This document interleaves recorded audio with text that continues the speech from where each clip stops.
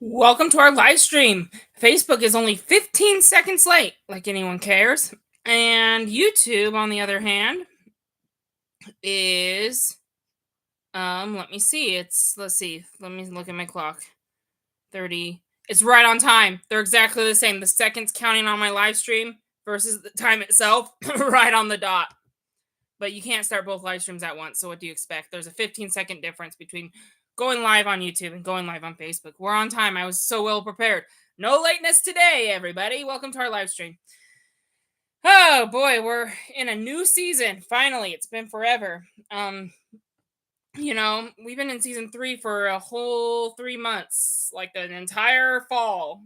We're heading into winter territory. It was August when we started season 3. That was the end of summer. We're reaching the end of fall. Wow, 3 months is a quarter of a year. Now, it normally doesn't take us 3 months to get through a whole season. Normally it's 2, but remember we had that spin-off series we watched halfway through. So, even though that was not part of season 3 and that was its own separate series, season 1, we you could still say we were in season 3 of Once Upon a Time, just not continuing it for a while. And so anyway, so yes, it's been a long time since we had to say that. Now we could say we're in season 4, and I'm so excited to start season 4 tonight. Season 3, that's probably going to be the longest we'll ever be in a season because of that spin-off series. We don't have any more spin-offs, so the seasons from here on out shouldn't be as long. But it's crazy that we're already in season 4 as well, because we just started this marathon like 7 months ago. Yeah, 7 months ago. And look how far we come, guys. We're also halfway through the series, season wise. Episode wise, total count of episodes is 178. We have only made it through, just doing some math right now. We've only made it through 70 episodes. So we're not halfway episode wise, but we are halfway. No, wait. No, wait, not 70. Sorry, 83. So we're not halfway episode wise, but we are halfway season wise. 83, I keep forgetting that. Okay, so here's how my math goes. You know how there's 22 episodes a season? 22 plus 22 is 44. And then we just finished season 3. So another 22. That's 66. So we've only gone through 66 episodes of the actual series, and there's 156 episodes in the series itself. So technically, season wise, we're not halfway. The halfway mark is after the Frozen arc. So once we watch the Frozen episodes, we'll be halfway through the series itself. Now there's all these Once Upon a Time TV specials we're watching, and there's all these Once Upon a Time in Wonderland stuff. If you put all of that in account, 66 plus 13 is 79. Then we watched 4 specials so far, and so that's 83. So in total of the entire marathon, we've watched 83 episodes, but out of 178. But the halfway point, 178 divided by half is 89. So the halfway point is 6 more episodes away. So after we watch, we are watching a special tonight, so not season 4, episode 6. But after we watch season 4, episode 5, we'll be halfway of our marathon in general. And the show itself, it's going to be after episode 12, because there's 12 episodes of this Frozen arc. And there's 23 episodes this season. And the reason why it's 12 and not 11 is because next season we're getting 23 episodes as well in season 5. And so anyway, we haven't had a 23 episode season before. And so given the fact season 5 has 23, when you split season 4 in half, you would think that halfway through the show is the middle of episode 12. No, it's after we complete episode 12 because of the extra episode we get in season 5. So anyway, the show itself, not TV specials, not Once Upon a Time in Wonderland, just the show itself, we're not going to be halfway until after episode 12 of season 4, the Frozen, after we finish the Frozen arc. But if you want to consider Wonderland and the specials, that's season 4, episode 5 after that, If you just don't want to count the specials, but you want to count the TV show, let me think. 169 divided. Okay. Let me think. 5. Wait, that doesn't sound right. 70. Okay, yeah, 79. So we're past halfway. If you don't want to count the Once Upon a Time in Wonderland show. No, wait, we're not past halfway. What am I saying? Okay, hang on. Hang on. Let me do the math here. 169 is how many episodes there are if you just count the Wonderland series. So let me think. 170. Well, I know 100 divided in half is 50. 35, so 60, 70, 85.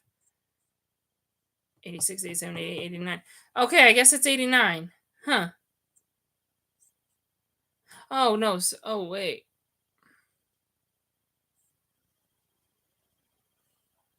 Okay, let me do a calculator. 169 divided by 2. Oh, it's 84.5. It's pretty much episode 85.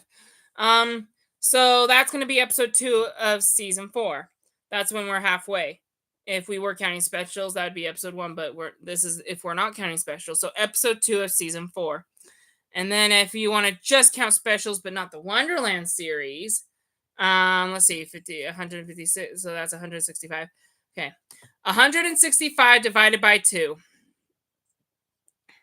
That's 82.5, and we've watched 83 episodes. Okay. So this is the one where we're past halfway. The season 3 finale was the halfway point. And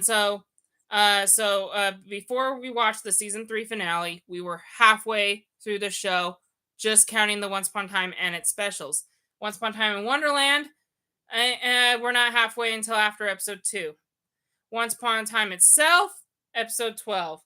And then Once Upon a Time, and then everything in general, episode 5. So I know it's kind of complicated about being halfway through the show. It depends what you consider as part of the show and what is not. But we are technically halfway somewhere in between this Frozen season, whether that's episode 2 or episode 12 or episode 5 or the season 3 finale. So for some can consider we're past halfway, while most are considered we're about halfway. But by the time we finish the Frozen arc, we are halfway on all accounts, okay? We are halfway on all accounts. So anyway, I don't know why I'm wasted time talking about this, but I hope everyone's ready, because I'm ready to start on time. I'm sorry for wasting time just talking right now. I wonder how we're doing. No one's watching YouTube. Okay, whatever. Facebook is fine. All right, we are going to start though, and I have a memory that popped up on Facebook. I'll have to watch that later. All right, I already pulled my episode up, so if there's any delay, that's your fault. I'm waiting on you. I even had the episode ready before I went live. So we're not watching season 4, episode 1. We're watching a Once Upon a Time special. It's the link I sent you just a couple days ago. We don't. There's actually no access to the special. You can't even buy it if you wanted to. I made my own custom episode by gathering some bonus material I had together, from the season 4 DVD. That's not spoiling the season, and then all of season 1, 2, and 3 bonus features. I kind of combined it into a 40-minute episode just to make up for the special that is lost and that we have no access to. So anyway, this is not the real actual episode, but it is something I custom made to fit this marathon. So we're going to watch this. It's 40 minutes long. This will be our special for this season, for this half, at least, the Frozen arc. And so I hope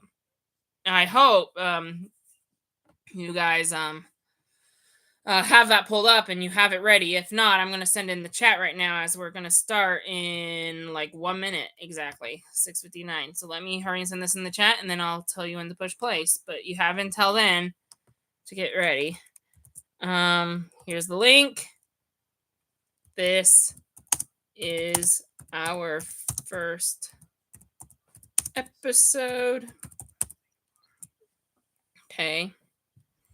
And then I'm going to send the link on YouTube.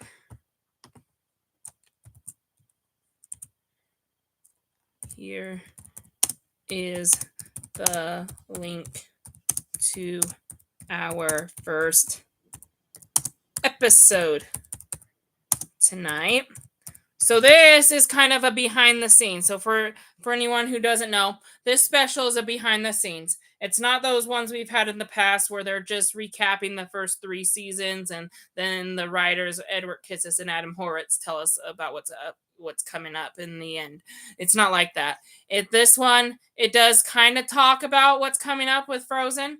That's why it's called Storybrooke. It's Frozen Over. It's mostly focused on the Frozen, arc, but it's not spoiling anything. It's just showing us some of the Elsa and Anna costumes. So I guess if you don't want to be spoiled by the costumes, you shouldn't be watching my live stream. I mean, you could for commentary purposes, actually, because I'm not going to show the show. It's copyright. But anyway, you know what I mean. Um, if you want to watch it on your own time first, that's fine. Anyway, but we're gonna watch some behind the scenes footage of the dresses of Elsa and Anna, and also dresses of other characters that we've already seen.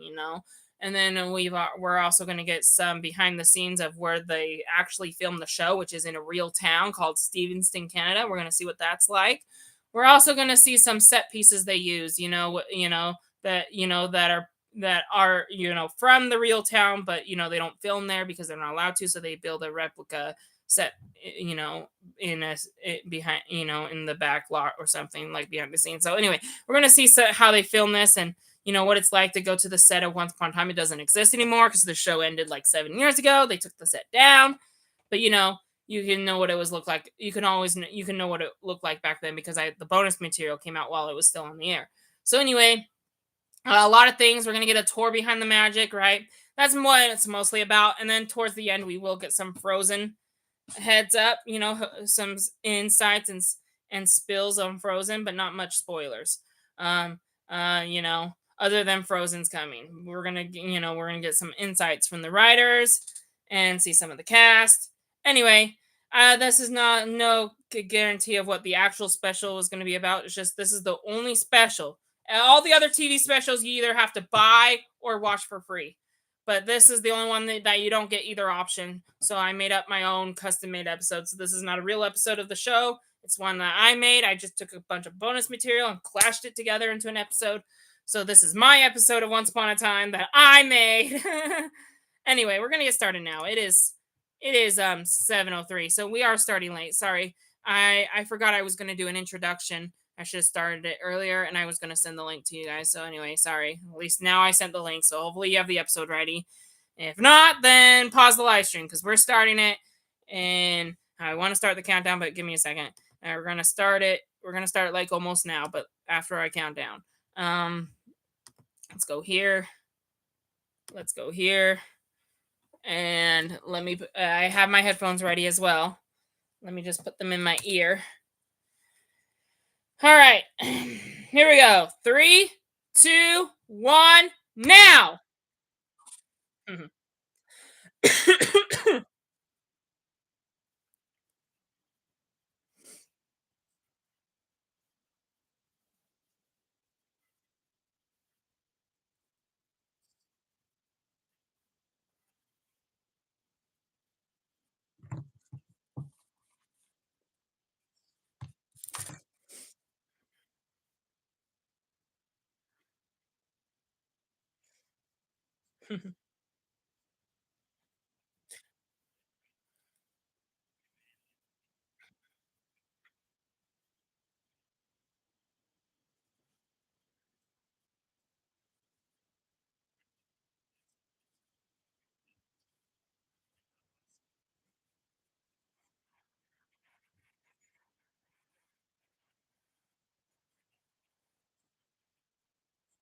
So this footage right here is not from the bonus features.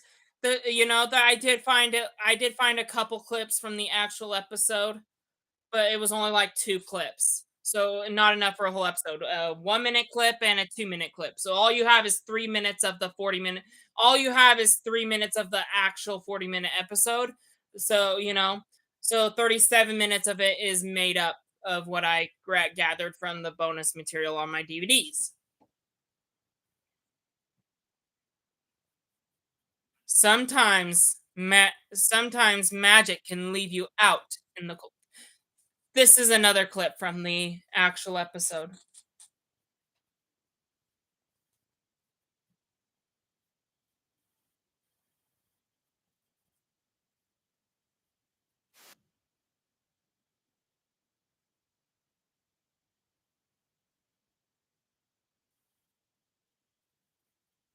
See, you can tell. See, it's just that's what it does in our specials. It shows the characters and their name when we're talking about them. So you can tell that was part of the one of the specials. Just recapping. So I guess I lied. This is kind of recapping, but not necessarily what happened in season 3. This is just reminding us where Emma came from. See? Look it out in a minute where it says they're sitting in the Arendelle castle right now. That was the background of the actual episode, unfortunately, that we don't have. And then this is where we cut to things that are not in the episode. This is a fan-made musical song about Once Upon a Time that I thought it would be cool to add, especially since in this marathon we're only gonna watch episodes. We're not gonna cover the bonus material. So I figured, and this is not one of those. This is something made up on YouTube somewhere. And I was like, if I don't put it in this episode, I'm never gonna re- put it in our marathon. So I figured I'd put it in because it's a good song. So obviously, look at this actress singing. That's not our Emma Swan. That's not Jennifer Morrison, right? It's different. These are just fans wearing costumes. But listen to the words and ignore my talking for a minute. See how wonderful this song is.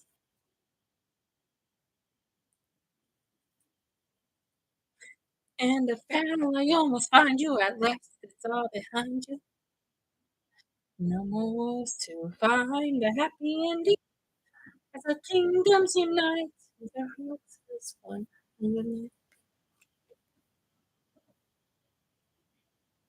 So we get some singing from Emma and Snowy and Charming. This is not Storybrooke either. This is I don't know what town this is. This is not from Storybrooke or Steveston. I just thought it was good to put it in here.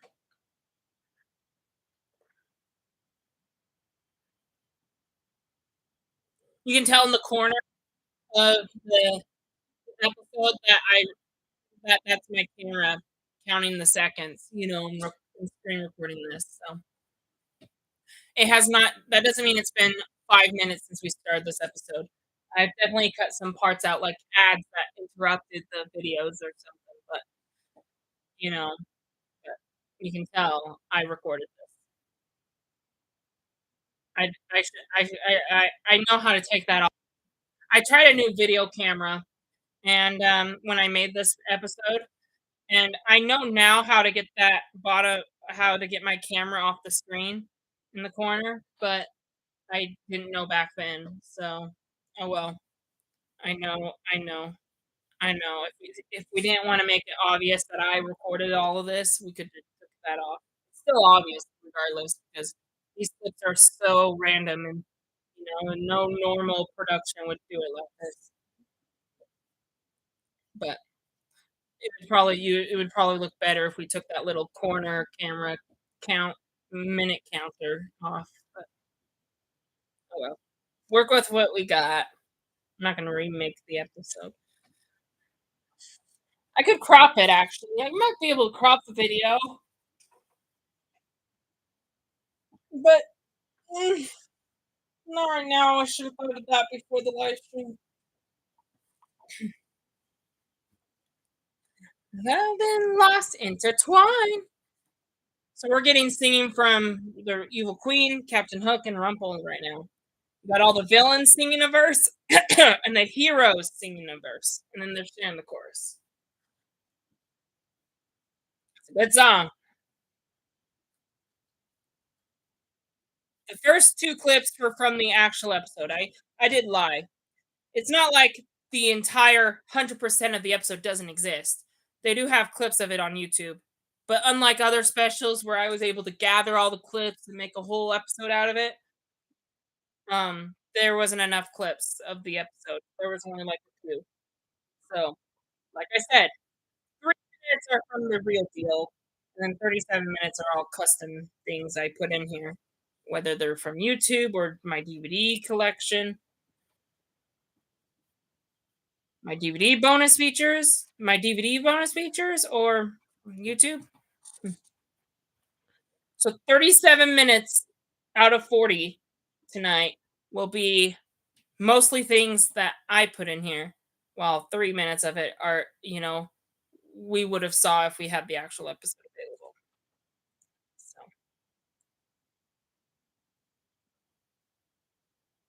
there will be another clip later towards the end. That's from the actual episode. But hey, that's our musical song. How did you like it? If I was talking too much, you can find it by typing "Once Upon a Time the Musical," not musical episode. Just type "Once Upon a Time the Musical," and that song should pop up as one of the first. There is a musical episode, so let me be clear. It's not from the musical episode, so make sure when you're looking for it, type up "Once Upon a Time the Musical," and then you might be able to find it, and you can enjoy it without me talking.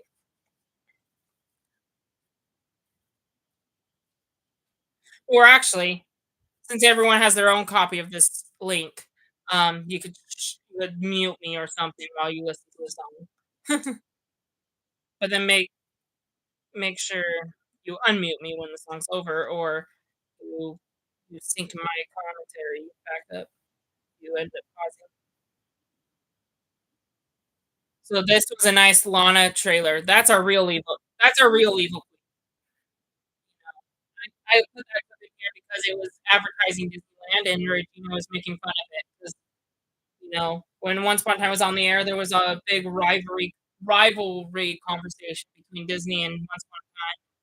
Luckily, Disney owns Once Upon a Time now, but back then it was a good rivalry. Like, which is better, Disney or live action Once Upon a Time? Which is better, remakes of Disney live actions or Once Upon a Time? Most people voted for Once Upon a Time. Once Upon a Time is better at fairy tales than Disney has. So that's my the but what a lot of people like said back then too. Is that Once Upon a Time is better. People nowadays probably don't say that, but it was back then.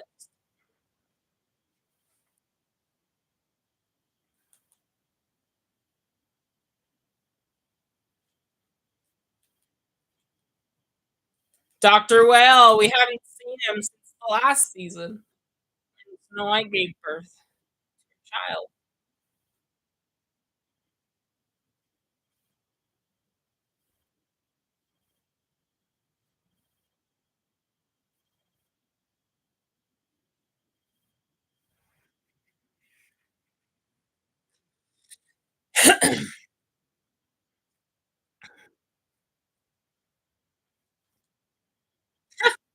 That's funny.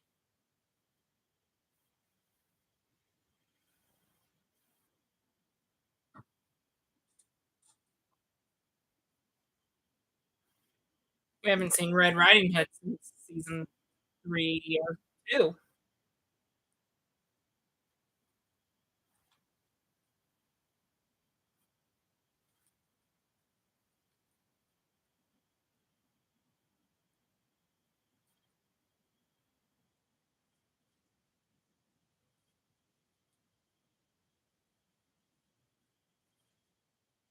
Hmm. She looked nervous in that commercial. And we have this commercial too. Rumple.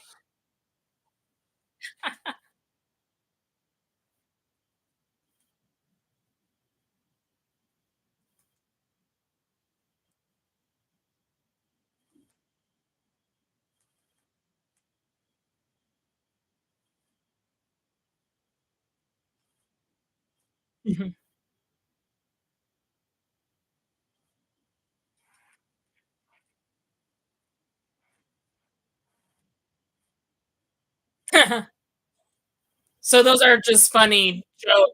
This is from the bonus features of season 2. There's a If you get season 2 on DVD, there's a lot of, Good Morning Storybrooke. You know know, in real life, there's Good Morning America, Good Morning in where I live, Good Morning Utah news. There's a news station on ABC. The studio that owns Once Upon a Time, ABC, you know? Um, um, they have news in the morning called Good Morning America and then Good Morning Utah, 'cause their studios in Utah. And so anyway, and then they also talk about what's going on in America. So anyway, there's a lot of broadcast. Jennifer Goodwin. Jennifer Goodwin. So she's giving us a tour behind the magic. But as I was saying earlier, ABC makes a lot of news broadcasting channels in the morning and and in the evening before TV shows come on. But so yep. See, this is what I was telling you. Yep. So see, they have back sets in case they can't use the real street. Sometimes they'll film in the real street, but if it's occupied, then they'll with customers and stuff, they'll use these back lots. These are based on real restaurants and real buildings and real streets. So anyway, speaking of season 2, though, they have Good Morning Storybrooke news broadcast just as a joke. You know, if you want to know what's going on in Storybrooke, it's like ABC tells you what's going on in Utah and America. If I know what's going on in Storybrooke, they do a lot of fairy tale jokes, like Dr. Will giving you advice on how to give your love true love a Valentine's present and just give them your heart like you do in real life. So it's kind of fun. If you want to watch more clips on that, you can either find them on YouTube or get season 2 on DVD. But yeah, now that we're moving on, this is the Snow and Charming. Snow and Charming are giving us a tour of the real Storybrooke. Well, not the real Storybrooke, but the like the back sets and stuff. It is based on a real town. We're not seeing in this video. We're not seeing the real town. We're seeing all the back. We're seeing all the sets, all the back set drops, but based on the real town and real buildings. It's still anyway. These are the things you see in the actual show, but this time these actors are not in their characters. They're being their real selves, just showing you around. So far we've seen the street that had Gold's pawn shop and Granny's, and then we saw inside Granny's, and now we're going to the mayor's office.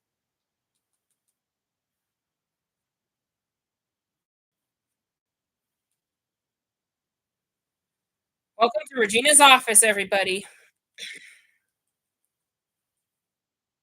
It's her office show.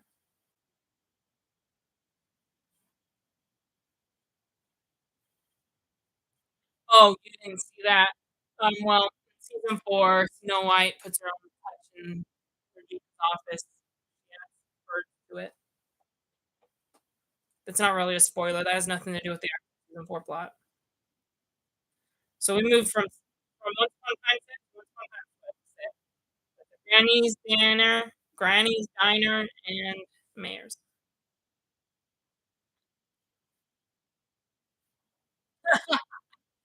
In this tour behind the magic, Snow and Charming get a little sense of humor of losing each other, just like the real Snow and Charming do in the show, because they're the actors who play Snow and Charming, so they like to pull off a little character joke where they start the tour and then one of them disappears during it.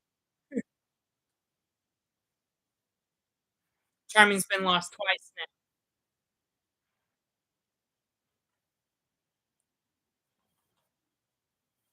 So there's our costume designer, Wardrobe. Is his name. We'll get more videos on him in the costumes later in this video.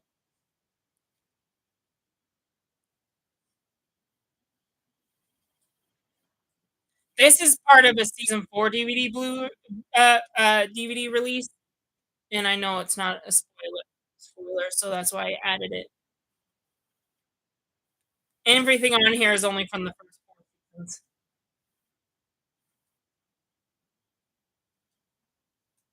I knew whatever I did put in here wasn't gonna be shown in our marathon, so I tried very hard to pick my favorite thing.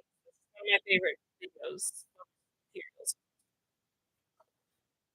Charming pretended to fall asleep during the marathon. You know in real life, David would probably not do that.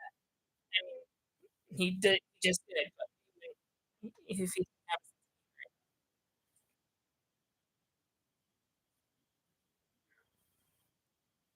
yeah. There's always food lying around when we watch each Once Upon a Time episode. Never seen their bathroom in Once Upon a Time before. So get a reveal of Snow and Charming's bathroom, everybody.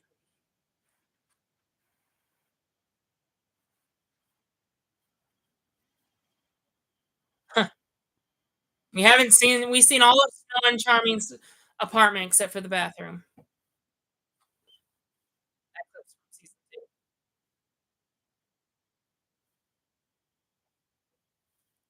Like Back to the Future, time travel. We just had a time travel episode. What do you Snow White's obsession with clocks? Watch Back to the Future. Had a Back to the Future episode last week. To end the season.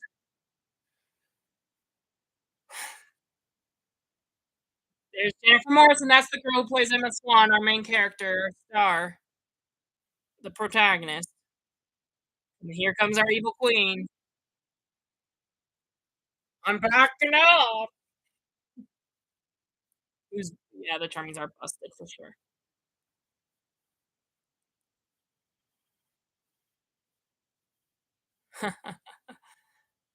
Regina's playing along. I mean, Lana Parrilla, the actor. I keep calling them by their character name, sorry.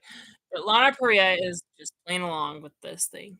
It's kinda most people don't wanna play along when they're not warned about it or been asked to be a part of it. This tour, it's fun. Charmings have a sense of humor to make the tour very fun.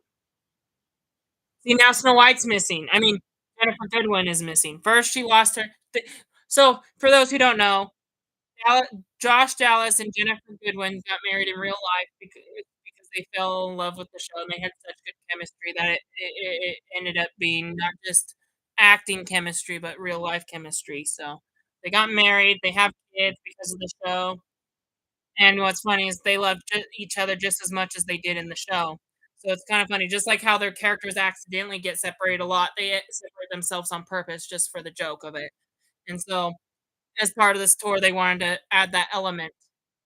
Snow White, we had Charming get lost the first couple times, and now we're Snow White lost, and we found her in Gold Shop. Back on the set next to Granny's, except we're in Gold Shop, not Granny. We've been in Granny's already.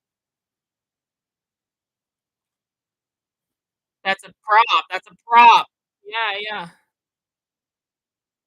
It's just a prop, but, you might wanna put it back so that when they're filming their scenes, they're not missing it and they're not wondering what it is. When you're an actor, you shouldn't play with props that aren't yours. That's Rumple's prop. Everyone who knows the language of acting, you know what I'm talking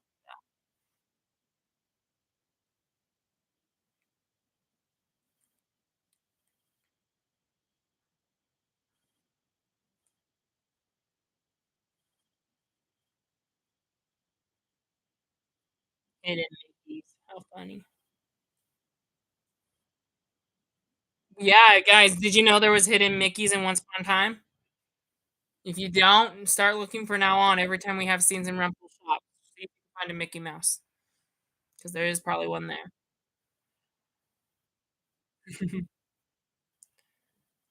The dagger out with her. We lost Snow White again, so we've lost Charming twice and Snow White twice.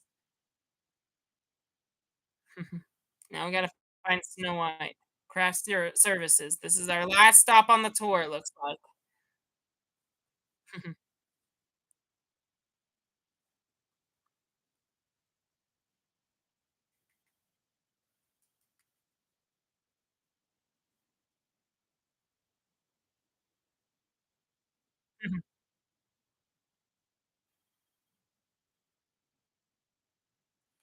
Behind the magic. I knew she would say that.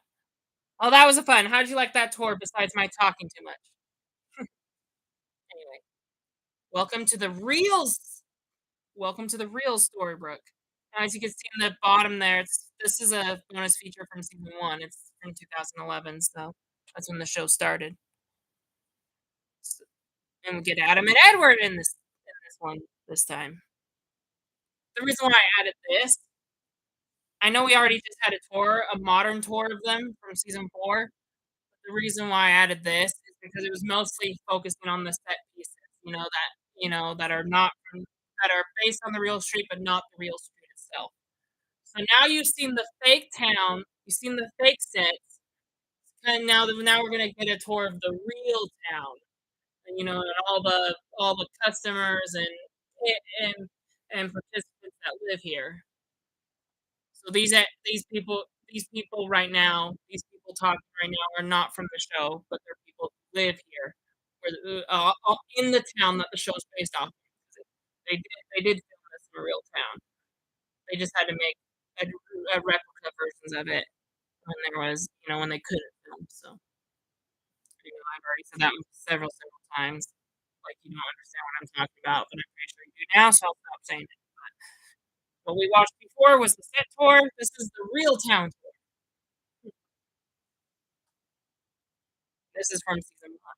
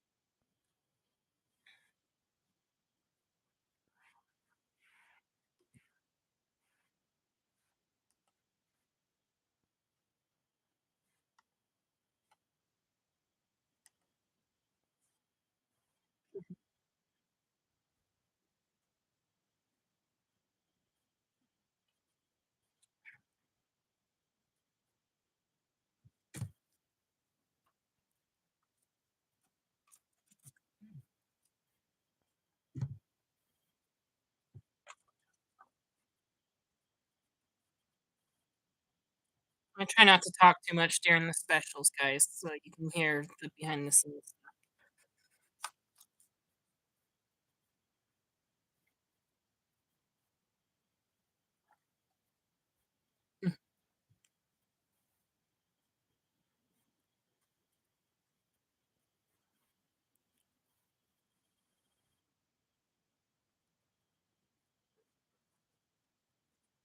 It's our backdrop. Like I was saying, we've seen the backdrop version of the show. Now we're gonna see the community of the real town.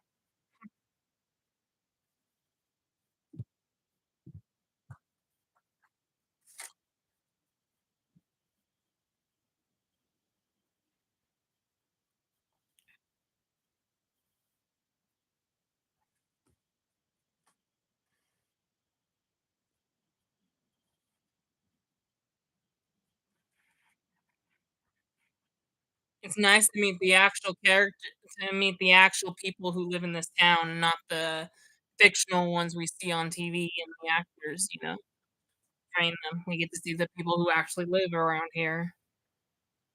You know what's funny? In once upon a time, we never gone to Storybrooke's Bakery. Like, okay. Mhm,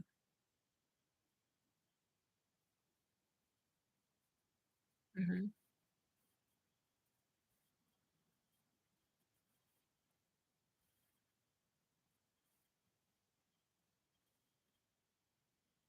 That's funny.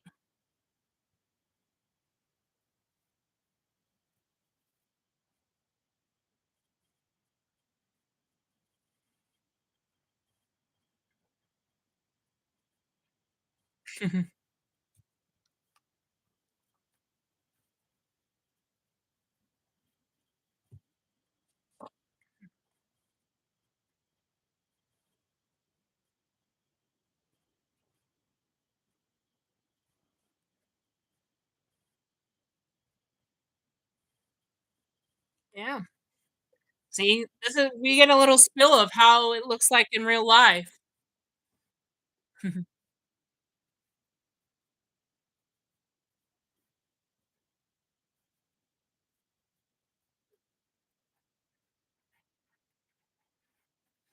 So, yeah, if you thought that the clock tower was real, it's actually not. That's one of the fictional things of the show. Based on a real town, but that doesn't mean everything in the town is real. Clock tower was fake. If you go there, the library doesn't have a clock on it.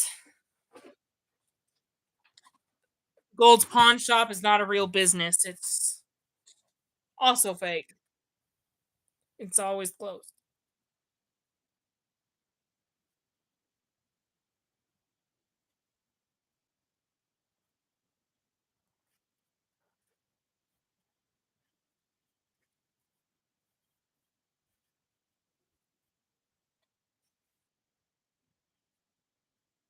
Yeah, and I hope you guys are feeling the same way. I hope you're excited about the show we've been watching on this marathon.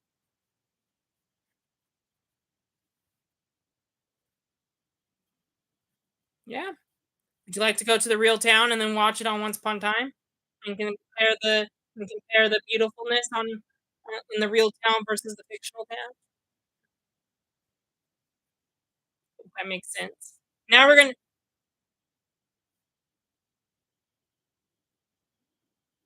Yep. So now we're gonna get some spill on the frozen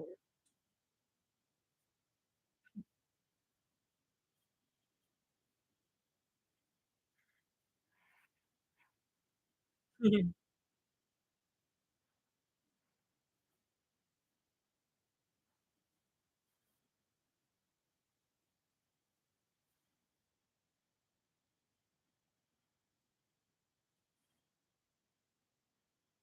Be really cold, guys. I hope you have your coats on tonight for our marathon because it's gonna be very cold.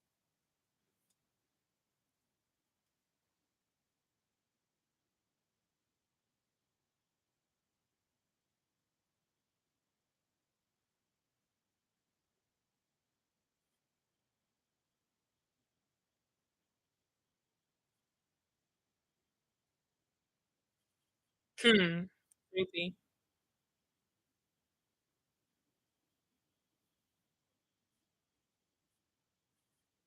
See, they're not giving spoilers. You have to watch and find out.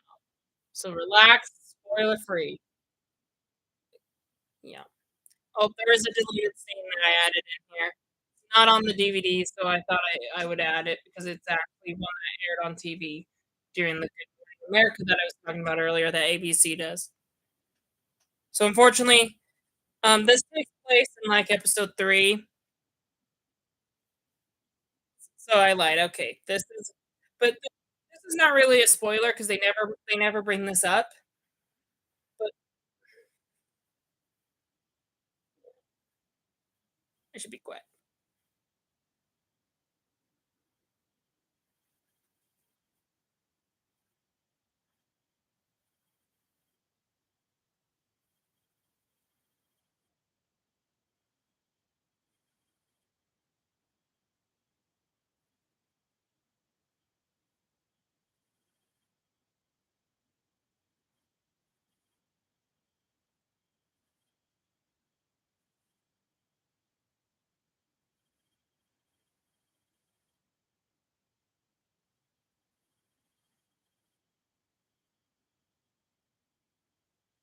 Hmm.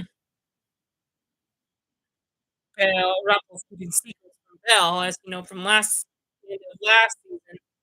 Learn about the dagger. Hmm. So that scene is not in season 3 at all, and it doesn't really spoil much.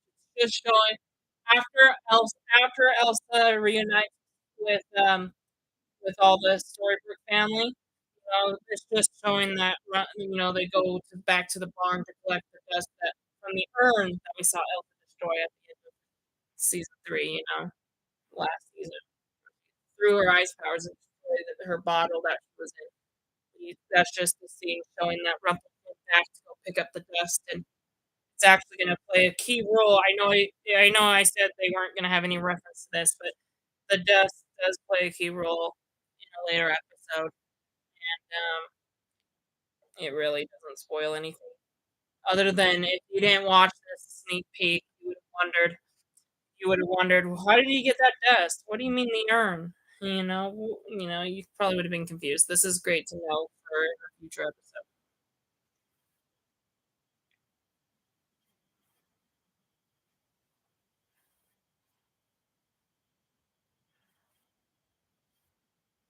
Now we're getting the cast. Now we're getting some intel on the cast about this upcoming Frozen arc.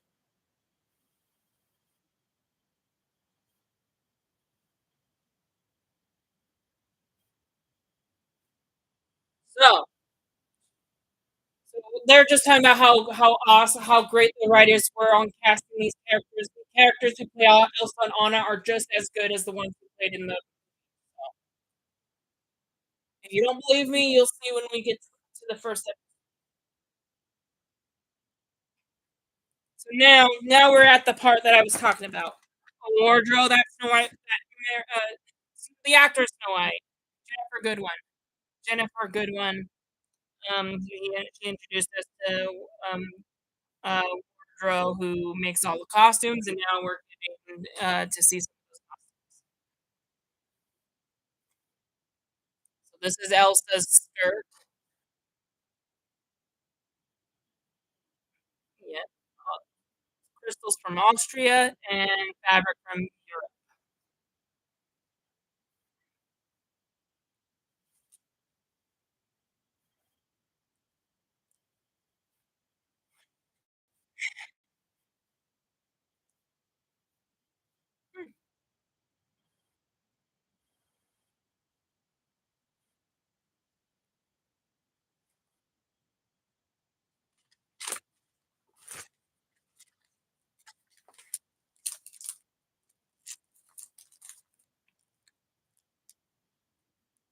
So now we're getting to see some of Anna's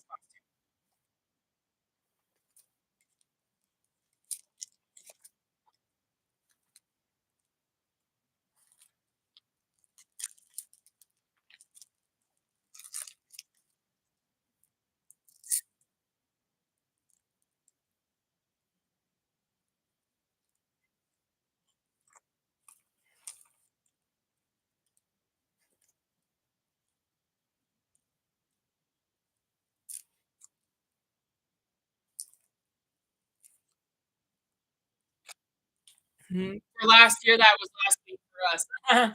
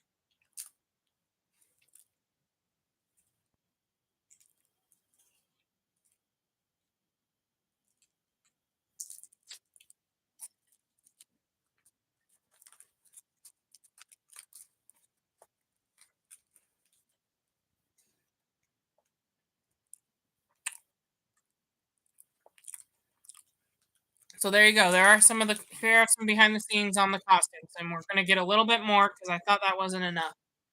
Mm. Plus, the episode's almost over, and I bet you knew why I added this to make it at least 40 minutes long, because otherwise I don't count it as an episode.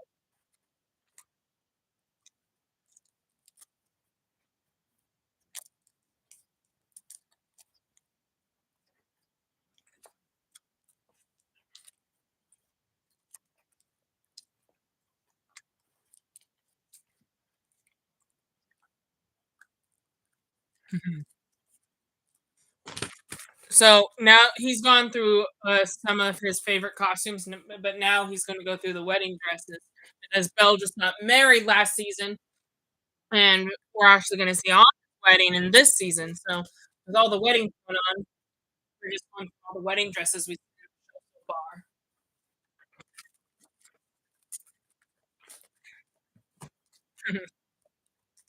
Yep, that's the wedding we just had recently.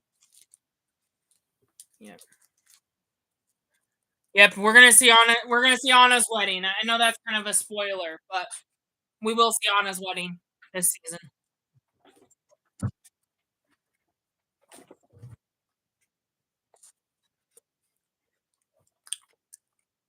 Mhm.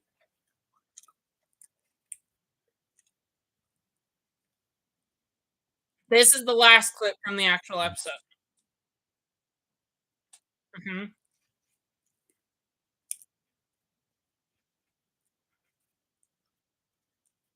Are you guys ready? We're gonna start in just a couple minutes. It is about hope.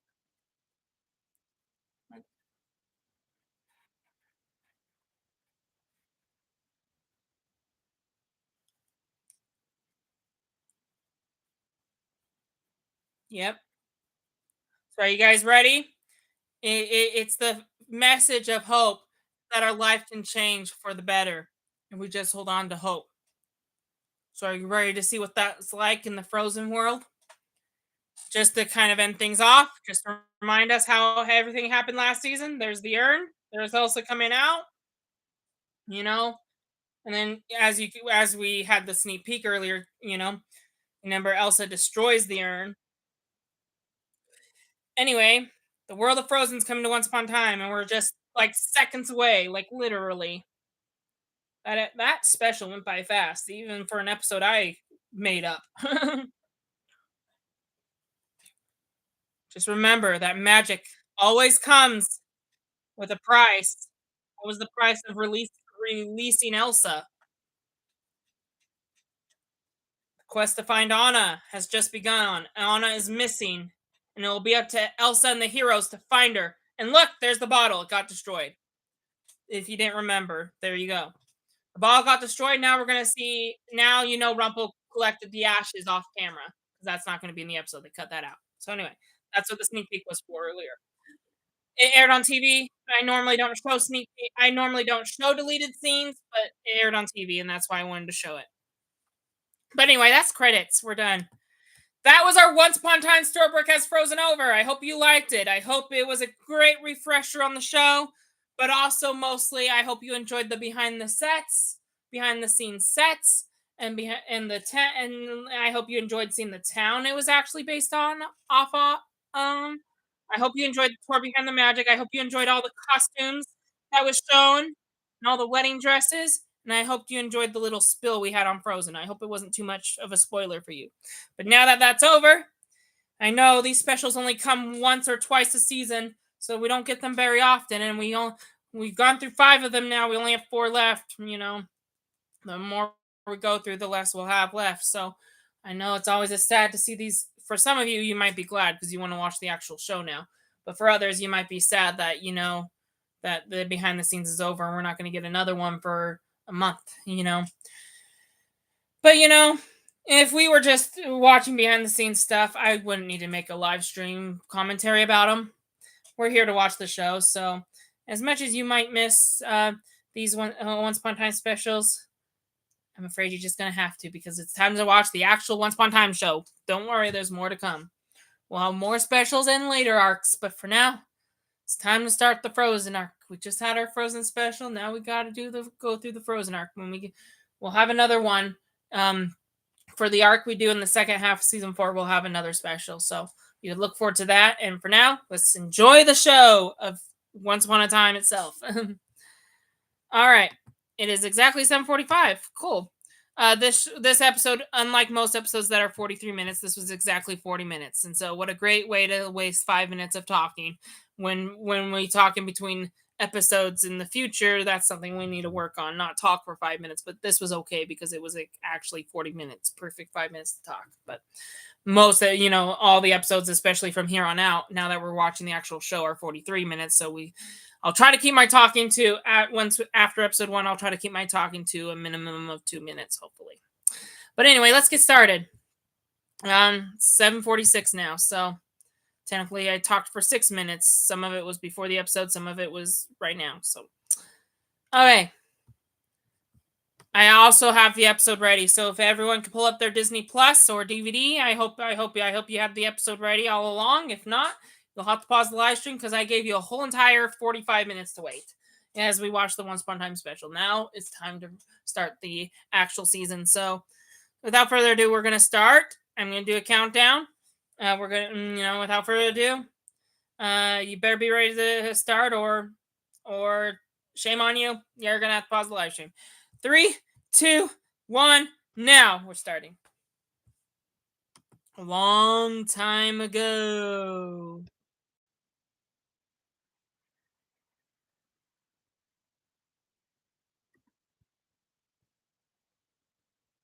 So it looks like a shipwreck.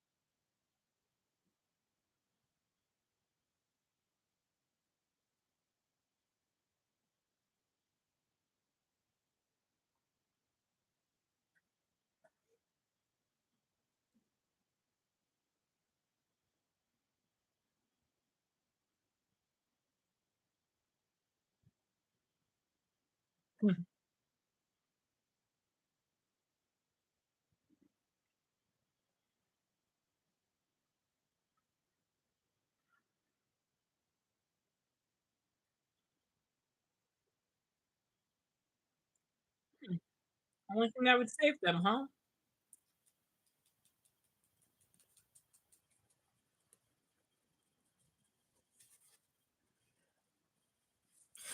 5 years later, after their parents passed away.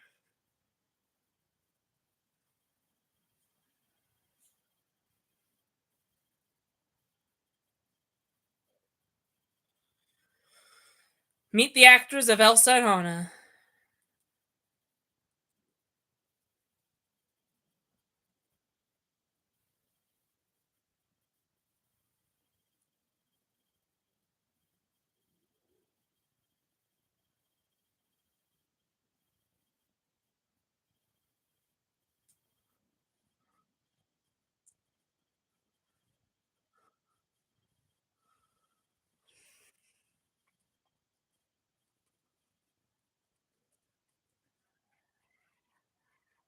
Now we're picking up exactly where we left off in the real world present day. Elsa's walking out of the barn she just came out of. Walking away from the urn she just escaped from. She's trying to figure out where she is. She's never been in the real world before. Elsa and Anna are fairy tale characters. They've never been to the real world. So it's kind of a shocker to hear her just like everyone else was in season 1. Well, I guess they were cursed, so they weren't shocked, but same too. Storybrooke, she's questioning it. And look at all the snowflakes in the air. It's pretty cold. I hope you have your coats on or freeze to death right now as we speak. And remember, as Emma introduced Marion to Regina, kind of broke her heart, and because she lost Robin Hood over it, because it was Robin Hood's wife. We're gonna see how this shocker rolls out, plays out.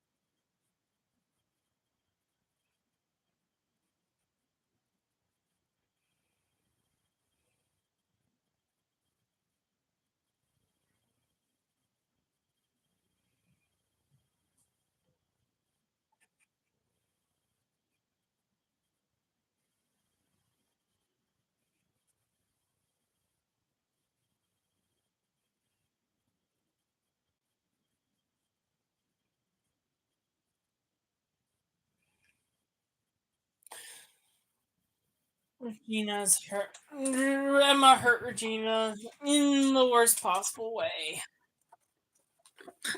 Robin and marrying her are only gonna make it worse.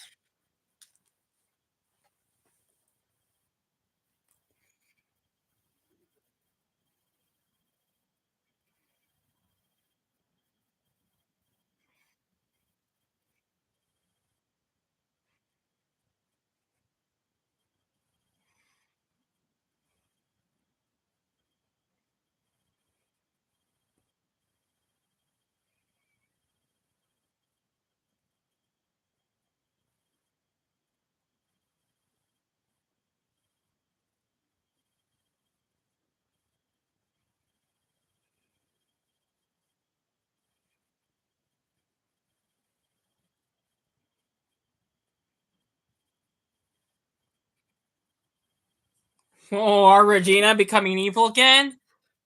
Exactly. We just saw her redemption arc last season. She's came 3 seasons long. We're not gonna ruin it all in this fourth season, are we? She's not gonna be evil, is she? Evil Queen is back, everybody? Question mark.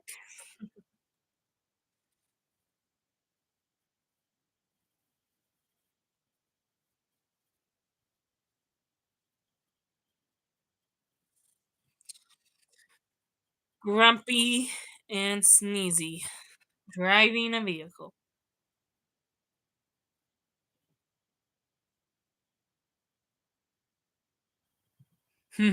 Eyes on the road. Sleepy is not a good person to drive a vehicle because he's always sleepy. Elsa has never seen a moving vehicle before and doesn't understand what honking means, so instead of moving out of the way, she freezes the man. That's a that's like getting your Have you ever been in a have you ever met someone and you got off on the wrong foot? That's Elsa. She's getting off on the wrong foot. As you know, it's not as you could probably tell, doing things like this will view her evil in the public eye. Someone froze us and locked us in a meat locker. Anyway, so yes, once they find out that Grumpy and Sneezy have been frosted over, um, everyone's going to be hunting down on whoever did that. Elsa's not a villain; she's just misunderstood, but she is getting off on the wrong foot in Storybrooke by doing things that normally a villain would do, but you know, except it's not a villain; it's a hero who's accidentally doing bad things because she's scared.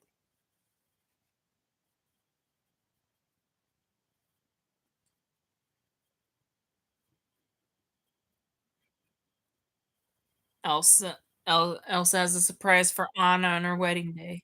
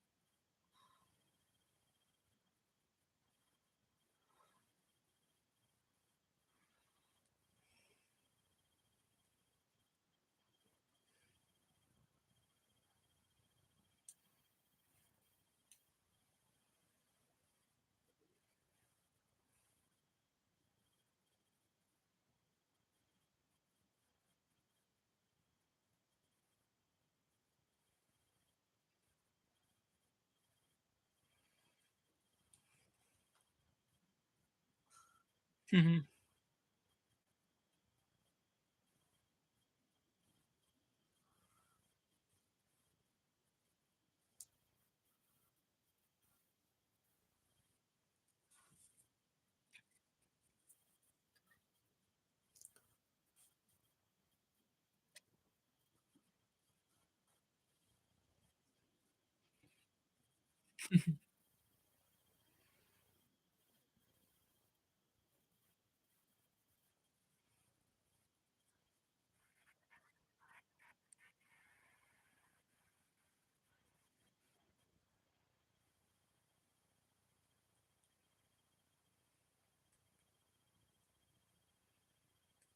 Mm. Elsa finds a hidden diary from her parents,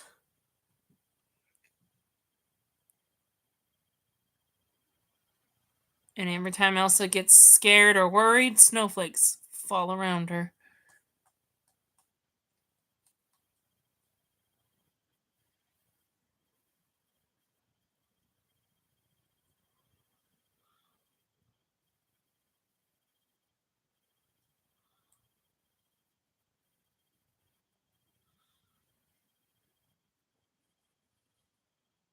That's what Elsa said in the Frozen movie. It's not my fault.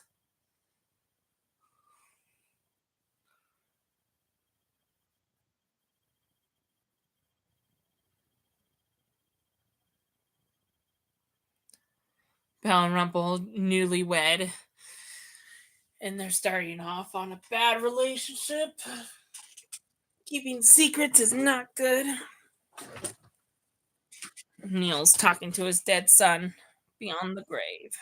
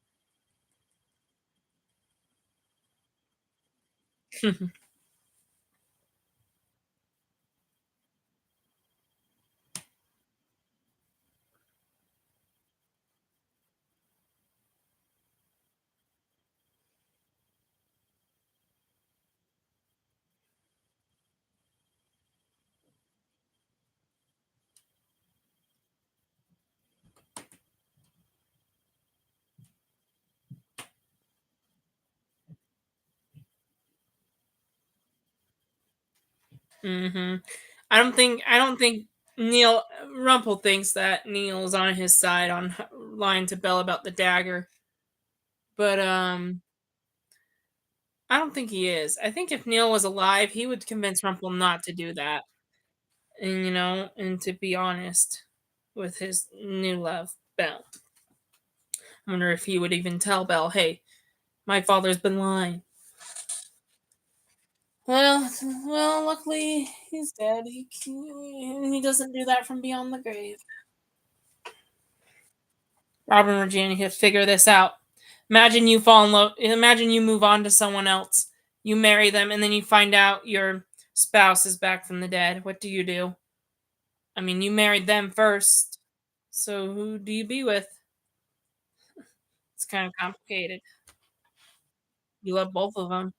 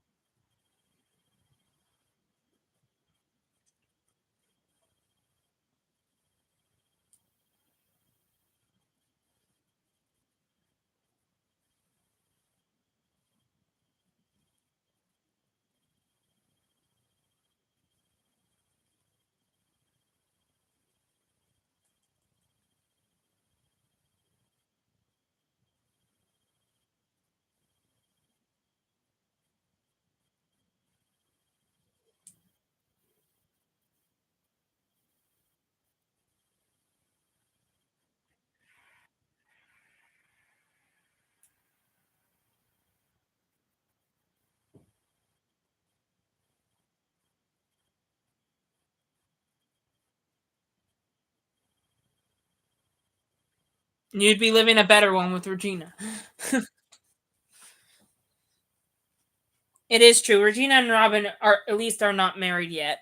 So as far as falling in love and be incoming soulmates, if your wife comes back from the dead, you might want to go back to her because otherwise that would be cheating. It's kind of hard. Once you move on, it's tricky to fall back in love with the same person.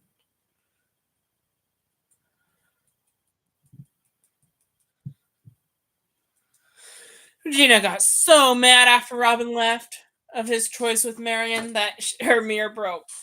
Oh no! So hopefully hopefully she doesn't go back and get her mirror on the wall. Sydney Glass, the one who played the genie in Aladdin. No, she's going back to her evil ways. Redemption arc. I know what you're thinking.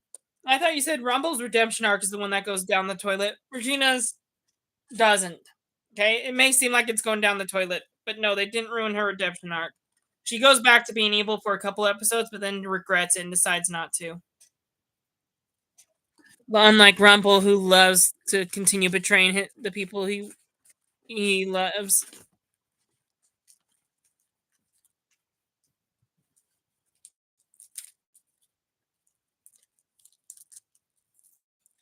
Sydney Glass is back. We haven't seen him since season one. Maybe flashback, but he hasn't been in Storybrooke since Chris broke.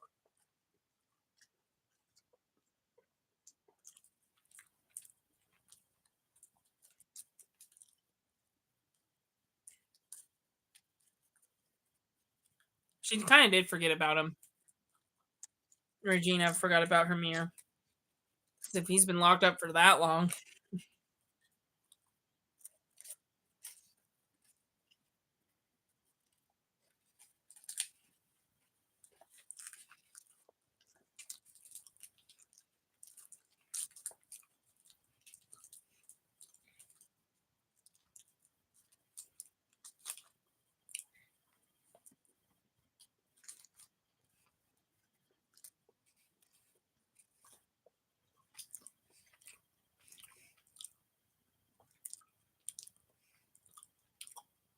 Rumple using magic tricks on your wife. Wow.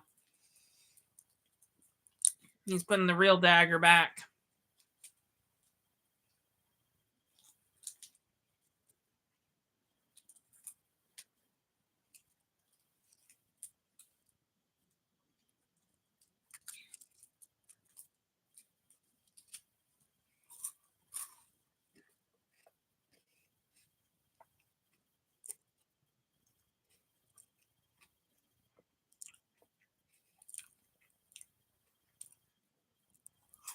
We're gonna find out who this house belongs to.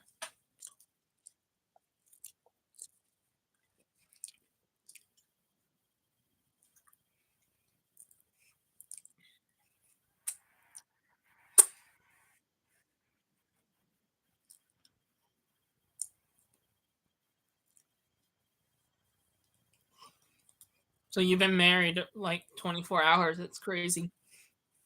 They're on their honeymoon right now, which is not a great way to be keeping secrets from your wife during your honeymoon. Like many people keep secrets and tear their relationships apart, but not usually right off the bat. At least not very often.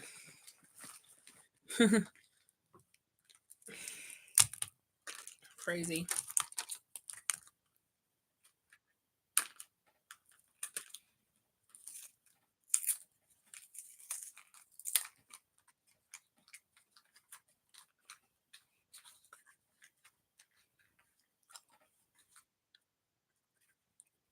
Bellfire instead of Neil. Hmm. Bellfire is not really a name. That's more fairy tale. Neil's a more real world name.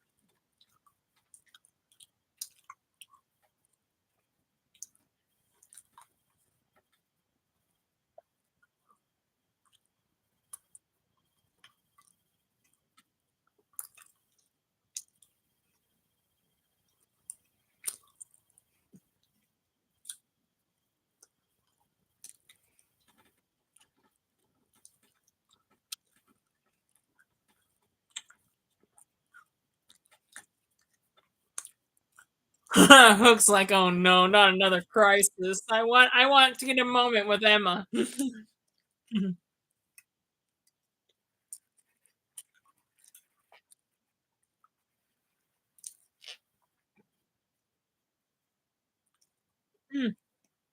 That's Elsa. Everyone's mad because Elsa froze them in a van. That's so mean. He's just scared.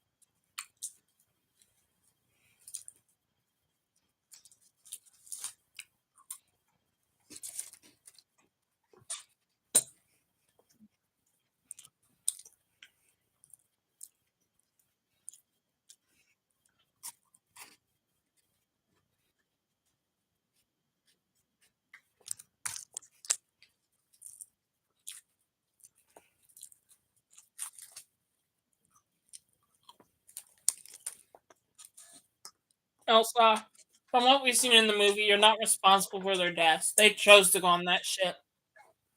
You didn't make their choices. They made their own.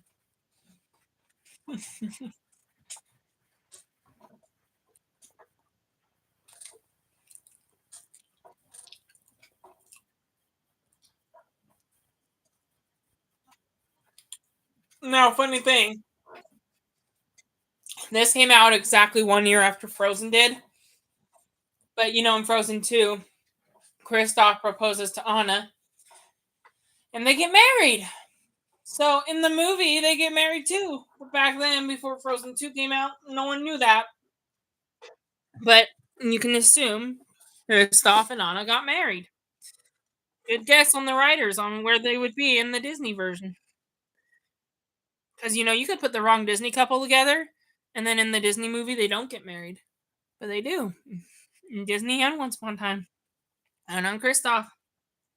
In Once Upon a Time, we get to see their wedding though. In Frozen, we don't, unless they put it in Frozen 3 that hasn't came out yet.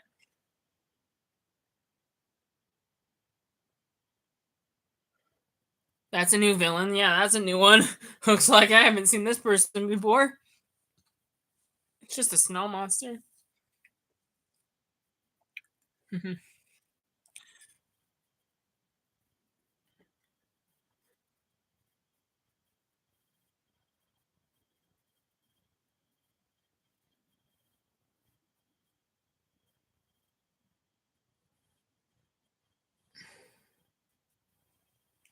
So you know the trolls on Frozen?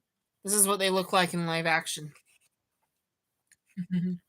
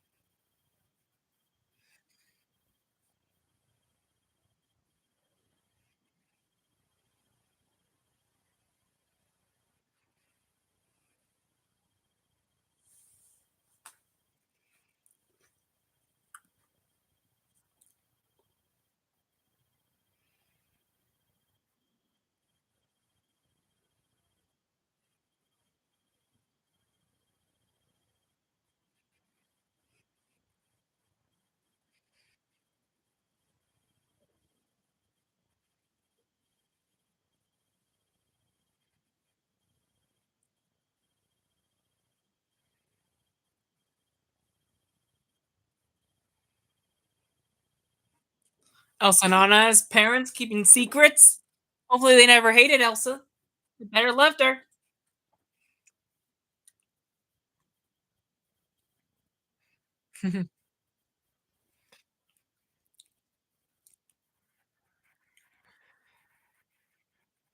Hans will be making an appearance in this show too, by the way. Yep. Remember how they defeated Hans and took and saved Arendelle and Frozen?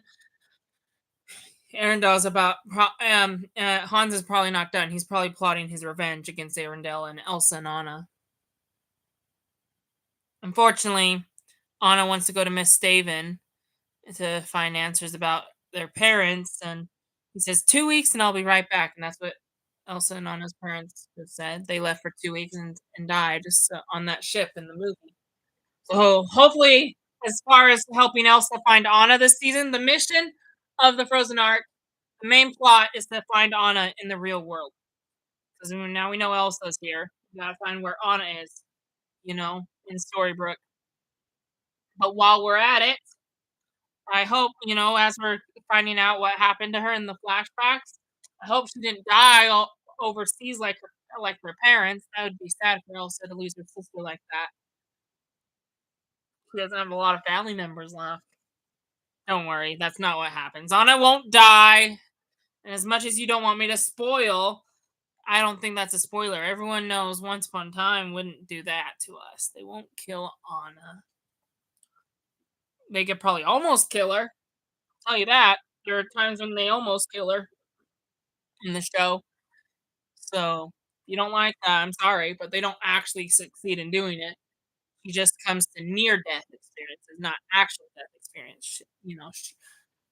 A near death experience meaning they almost die, but then they survive, like kind of things. We will see that with Anna, but she doesn't die in the show. Like die. No,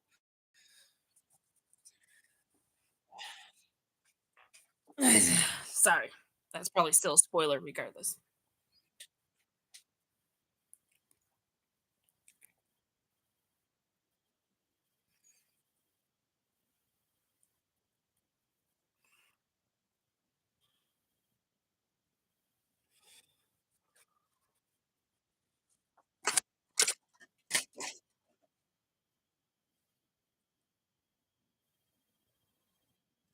Regina, you forgot about Sydney. Of course you did. Don't lie about it.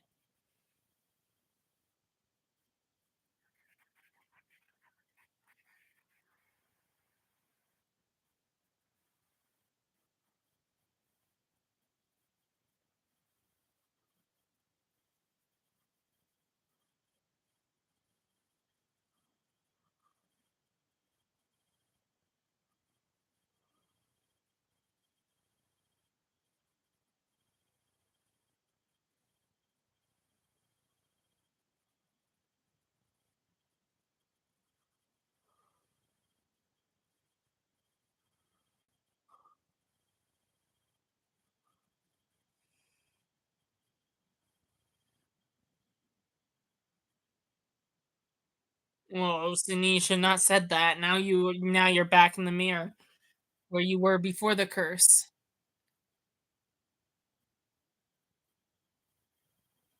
He hates being in the mirror. He was trapped there forever last time.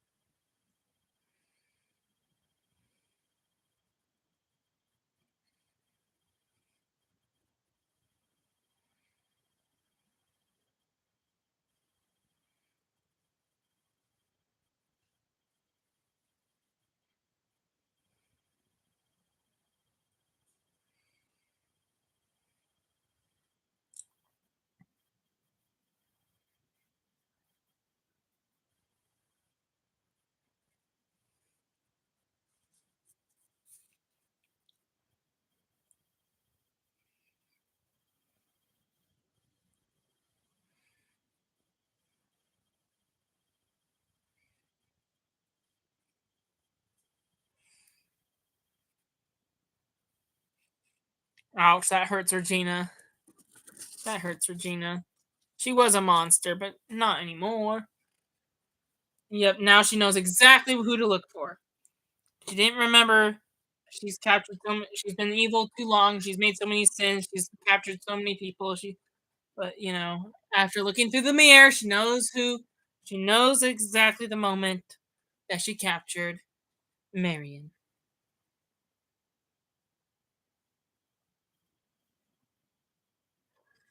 Mr. Gold, Mr. Gold, Mr. Gold.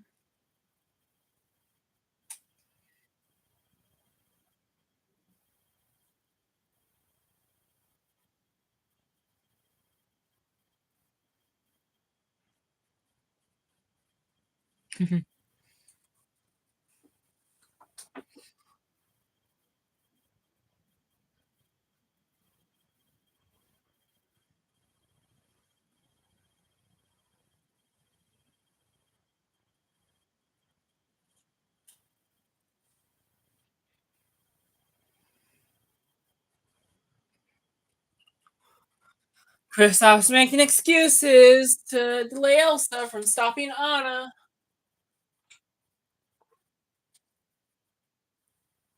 Yep, Elsa already knows.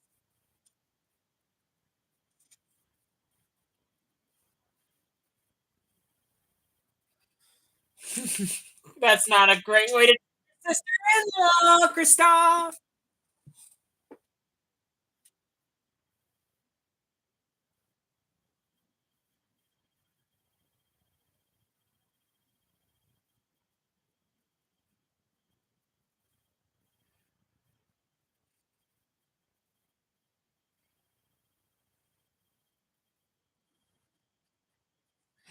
Ben. Well, at least he doesn't talk in the actual show. I don't know how they would portray that in Once Upon a Time if the reindeer had to talk. He doesn't talk in Frozen. Olaf talks, but they don't actually put him on the show, and I don't know why he's not on Once Upon a Time. If you were expecting to see Olaf at some point, I'm sorry to disappoint you. I need to stop spoiling, but Olaf's not in here.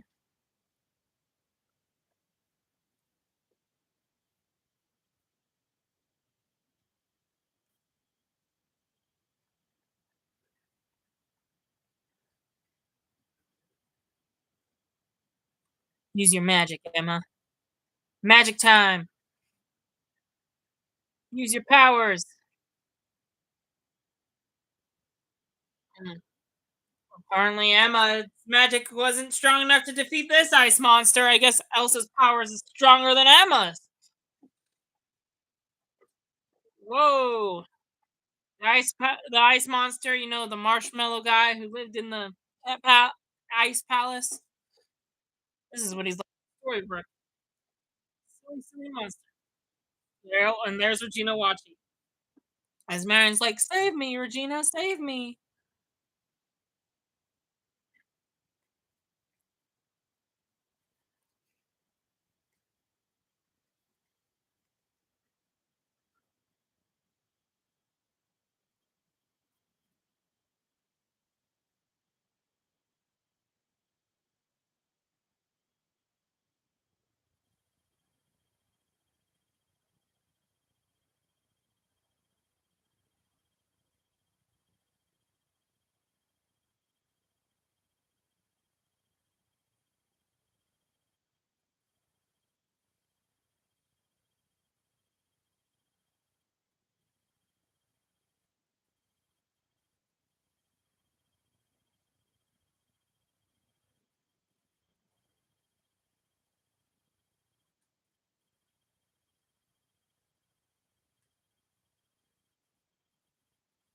She's welcoming Marion to Storybrooke. That's a tough decision on Regina. You know, it's easy to be jealous of someone who was married to your husband or wife, and it's hard to be accepting of them into the family. It's awkward too to be with exes. Oh well, Regina handled that well.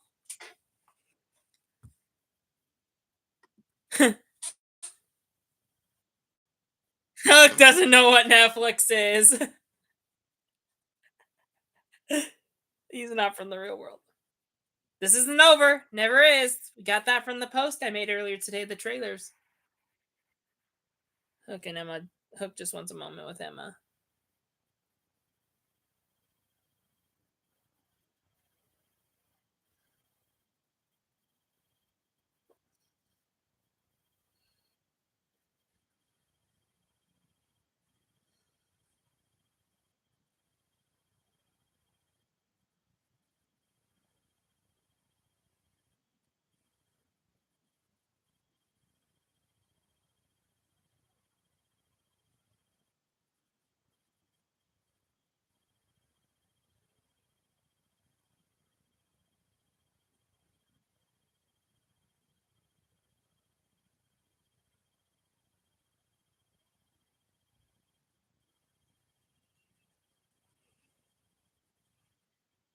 Okay, be patient. Let Emma open up to you.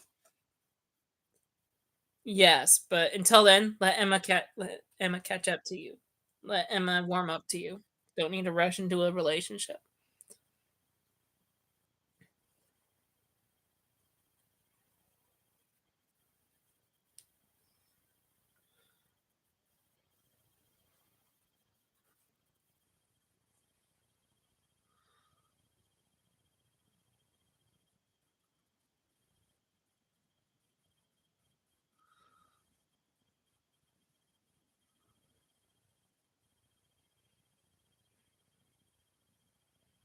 Emma's That's nice to have a friend like that.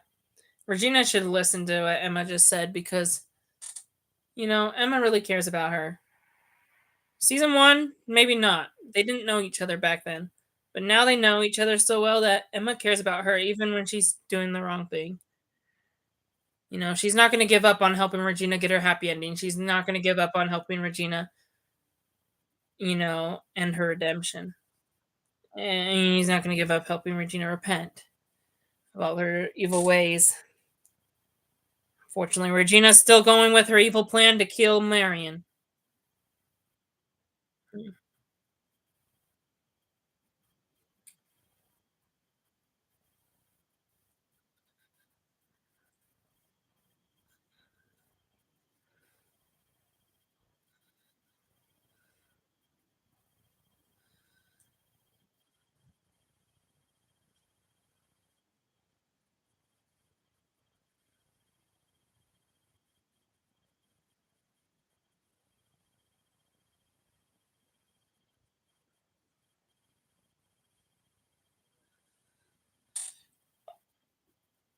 Okay. So Regina doesn't want to kill Marion, but Regina does want to find the author of the book and force them to give her a happy ending, which is still wrong to force someone to do something for you. But at least that's better than trying to kill someone. Regina is still going with her evil plan, despite what Emma said. Unfortunately, but don't worry, don't lose hope in our Regina. She's still good. She's just upset for now after losing Robin Hood to Marion and all Emma's fault for bringing her back from the past. Hey, we had a good Back to the Future episode. What can I say? I guess we didn't need to bring the Marion part into it, though. How Snowy and Charming Met has changed. That's all we probably needed to see. Different. Oh, Rumple unleashed a magical hat. I bet you wonder what it does, what it can do, what's his motives are. What's Rumple's motives with the hat and the line about the dagger with Belle? Probably something not good, right?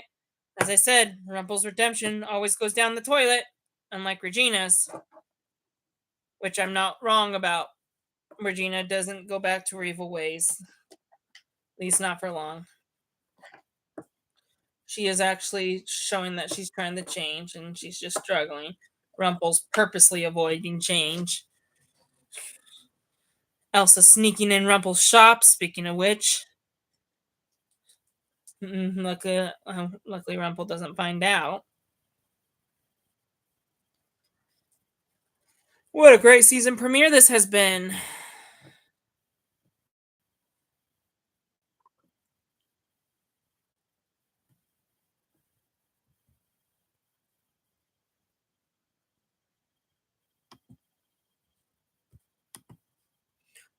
Elsa finds Anna's necklace in the shop.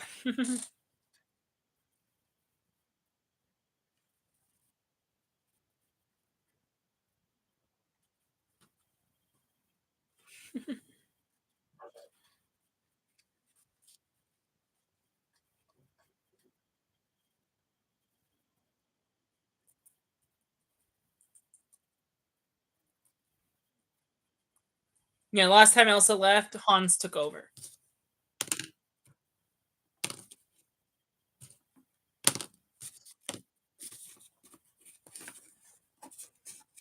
Hmm. That's smart. Leave Kristoff to take care of Elsa while Anna goes to a far off kingdom to get answers about their parents. Delaying their wedding for a few weeks.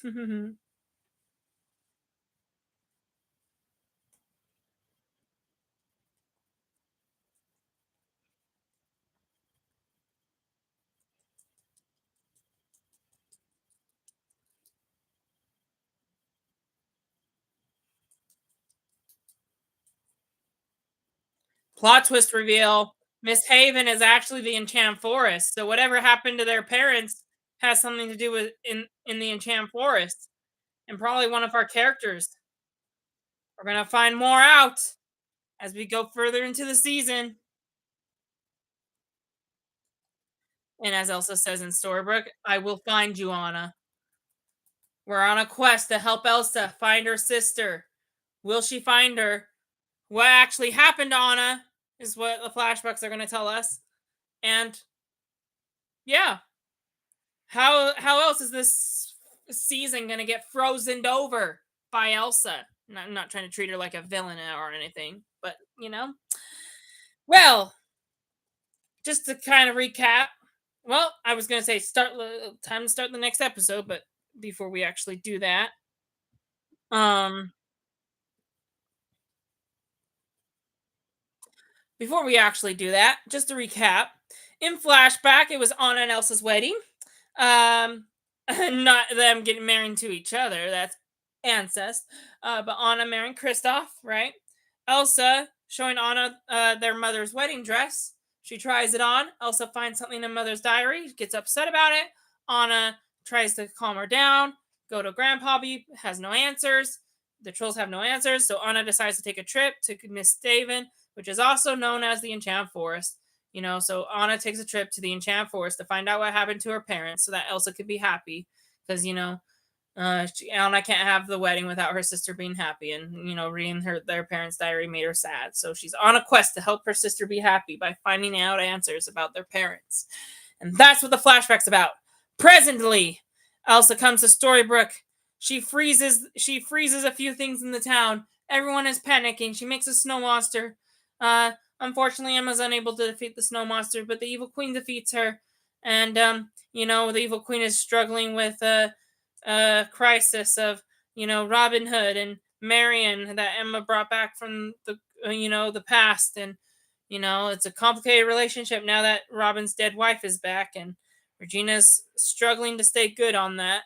She's kind of she kind of turned back to the dark side a little bit. She's had an evil plot to kill Marion, to go back in time and kill her before Emma saved her, but luckily, as at the end of the episode, she changes her mind. She knows she's trying to be good. She doesn't want to ruin that. She also doesn't want to lose the fact that she might lose Henry if she goes back to being evil. So luckily she's still trying to be good, but she still wants to find the author of Henry's book and force them to make a happy ending. So she still has some work to do. She had a great redemption arc last season.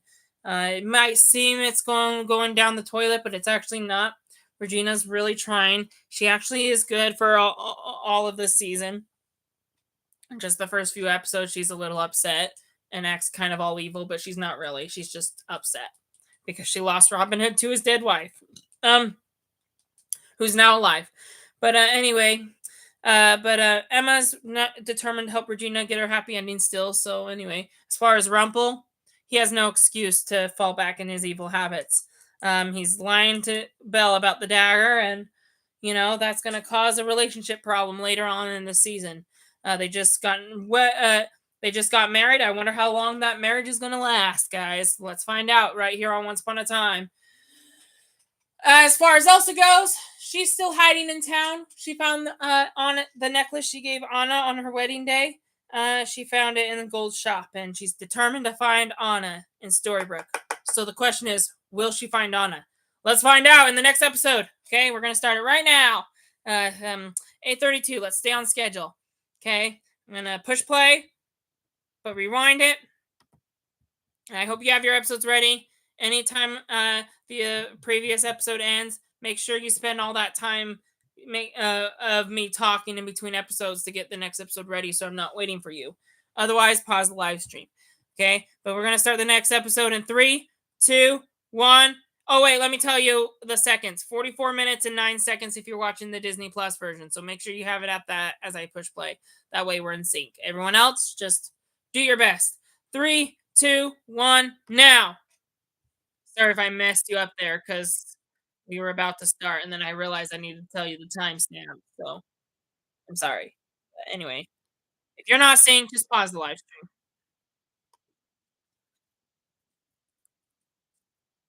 Mhm. It's 8:33 now. We wasted a minute. That's okay.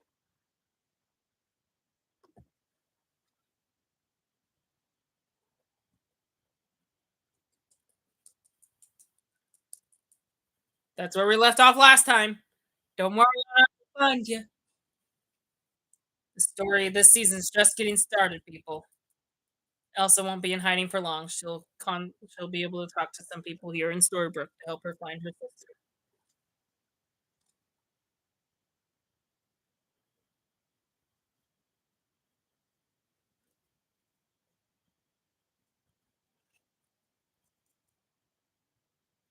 And until she finds Anna, no one's allowed to leave this town. So there goes Elsa, creating an ice wall, preventing anyone from leaving town. That's new.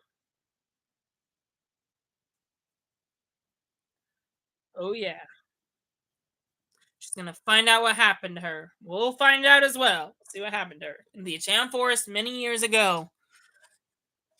It's gonna be cool to see who Anna crosses paths with in our little Once Upon a Time universe. Which characters will she see?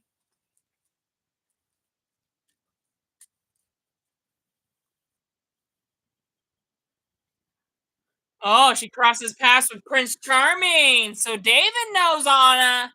David knows Anna. And look at the title sequence. It's an ice wall. How nice.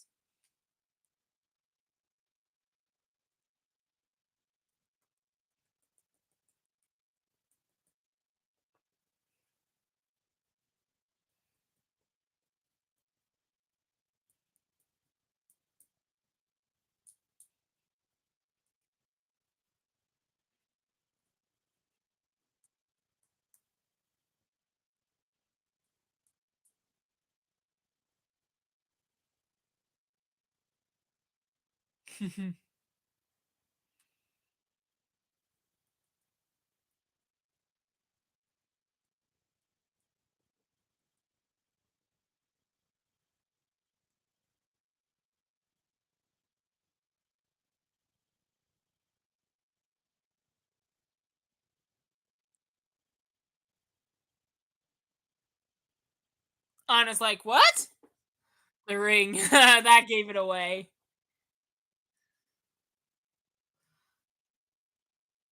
Oh, I hope he was invited to the wedding, Kristoff. I mean, Charming, David. Remember, his cursed name was actually his real name before he took place of his brother.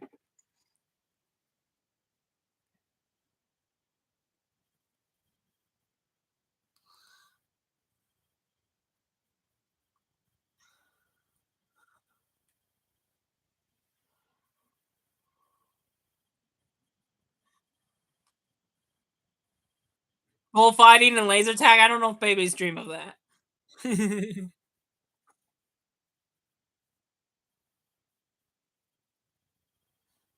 3 hours of sleep. No, I was joking. That's funny.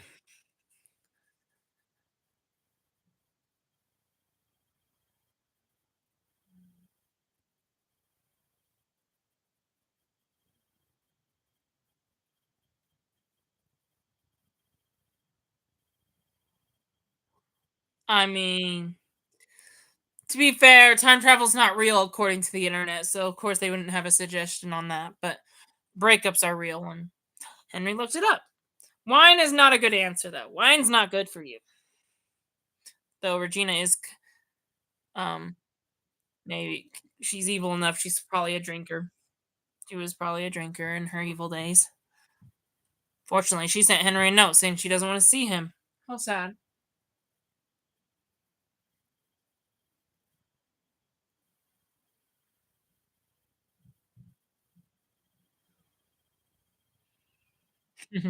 Now he's sitting at Granny's, so sad.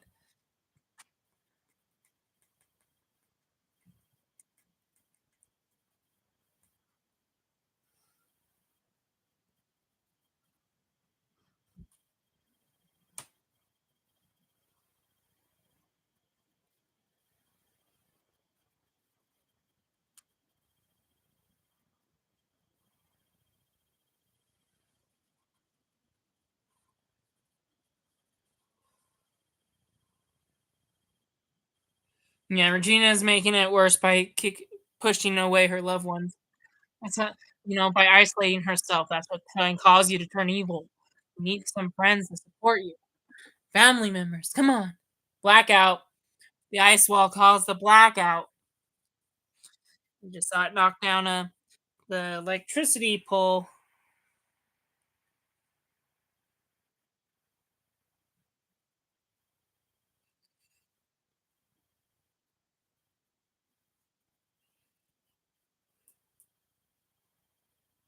Oh, he's just sad.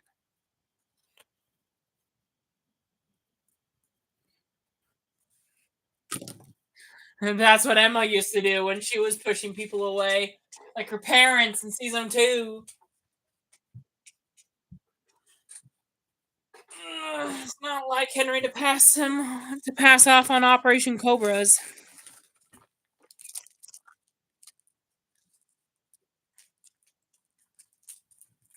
Yeah, don't give up on Henry. He'll open back up to you when he's ready. Ice wall.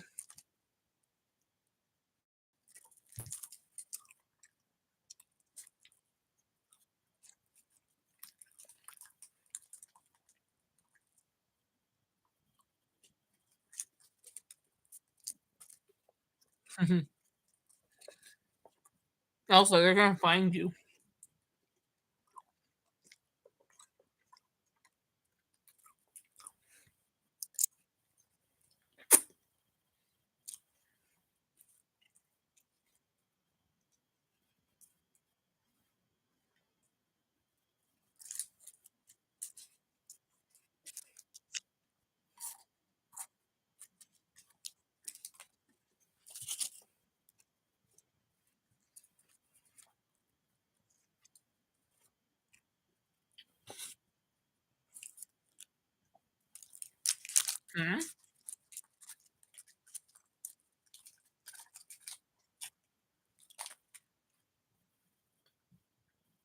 Mhm. That's funny. The dwarves don't trust Regina.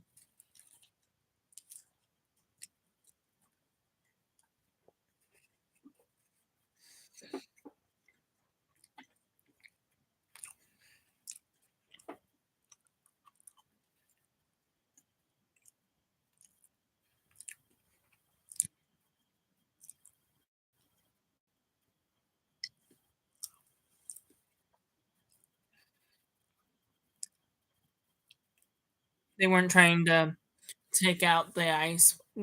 So whoever was making the wall wasn't trying to take out the power, just building up the wall. If Hook was doing it, he would say, "Take them all one by one, kill everyone one by one."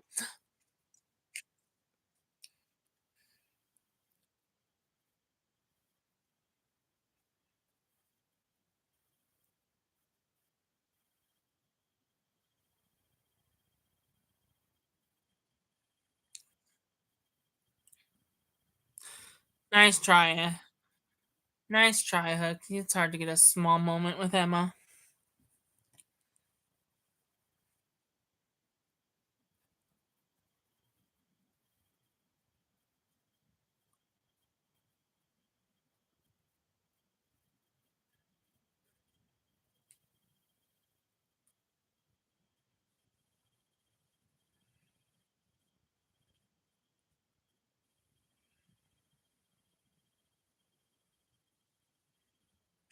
David trying to warm up to Hook. Remember a season ago, he didn't want him near his daughter. Parents can be protective.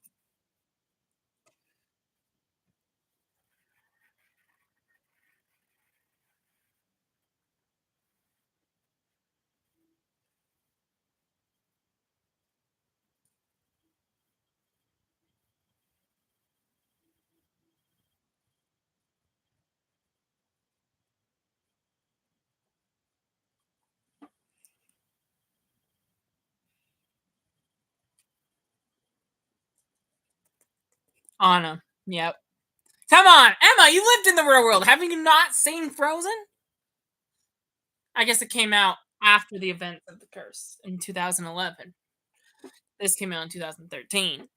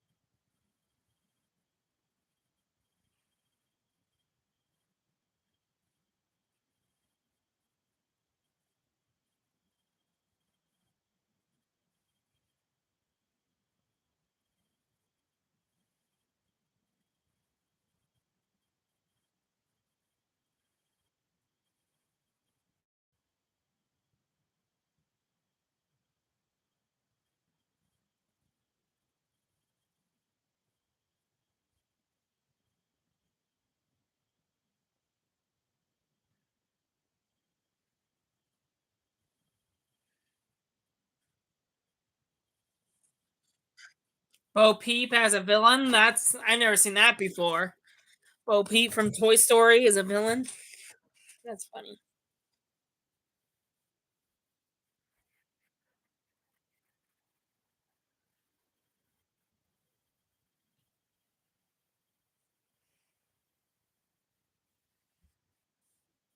Hmm.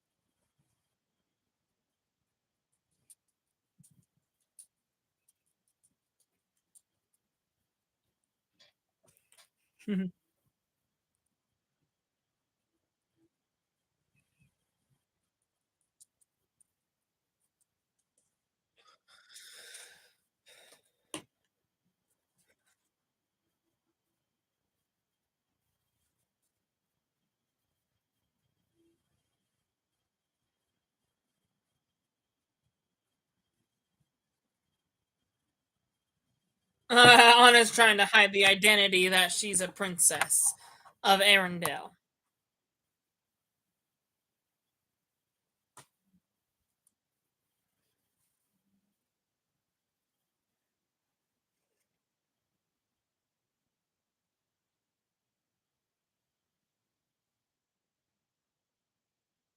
Oh dear.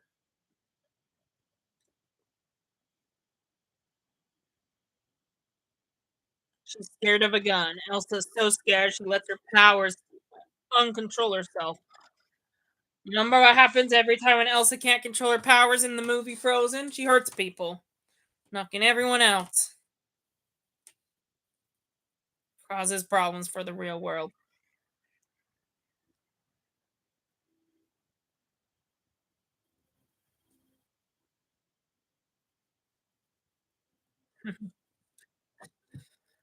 Uh-huh. Get him out! She's trapped in an ice wall.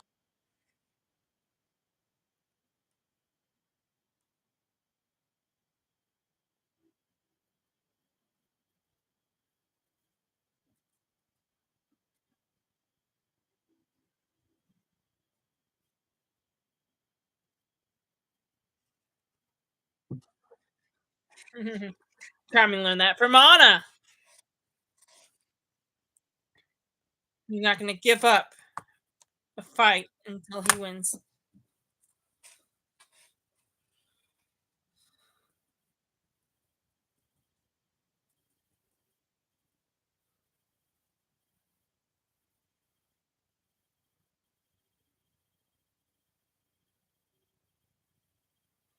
They're practicing sword fight.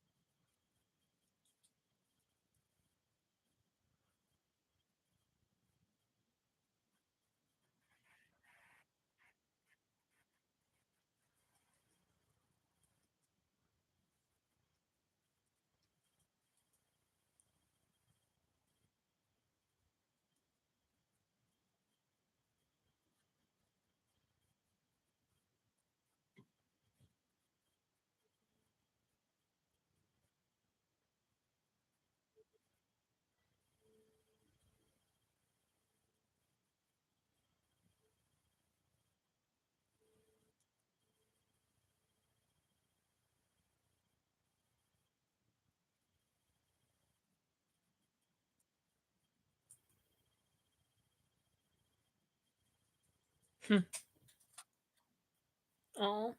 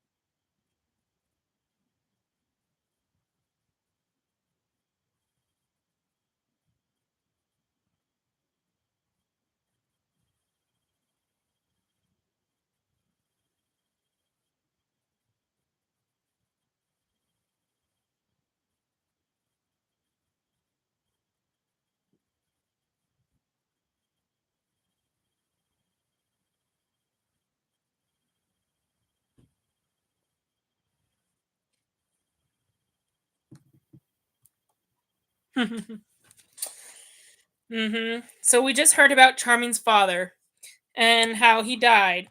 He was a drunken alcoholic, and when he finally was going to change and be better, he died. He died falling back into old habits. But a lousy father, he tried to quit, and then after 2 weeks, he failed. Well, some people have fathers like that, right? This would be a great show for them.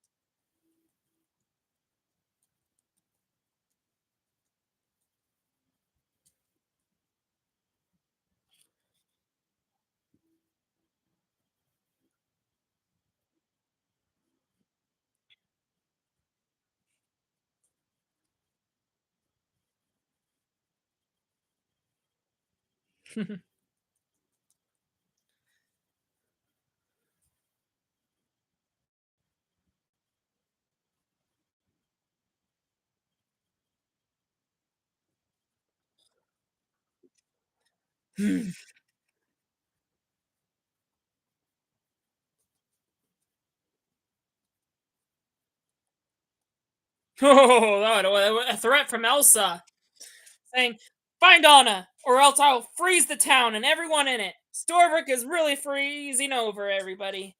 Elsa threatened to freeze the town. She's not a villain, guys. If you think she is, she's actually a person who's scared. In Frozen, they were going to make her the villain, but then they wrote the song "Let It Go" and it didn't fit well with her character, so they scratched the whole story and made her a misunderstood hero.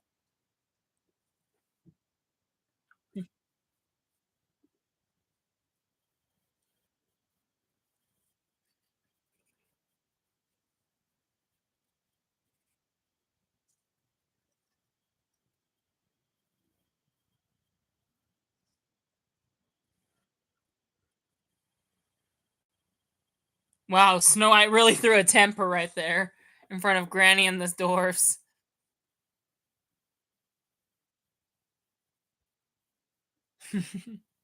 Exactly. They spent an entire life before the curse without a flashlight, without technology, without electricity. They could surely survive a little bit more. They could survive a few years more if they needed to. There's no need to fight about the lights going out.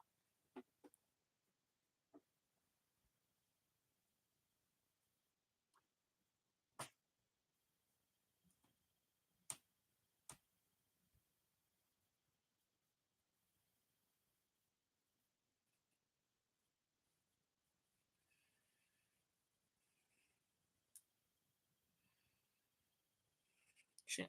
It's funny how when Elsa created more ice bricks on the wall, she dropped her necklace and lost it, and it's under the ice, unreachable.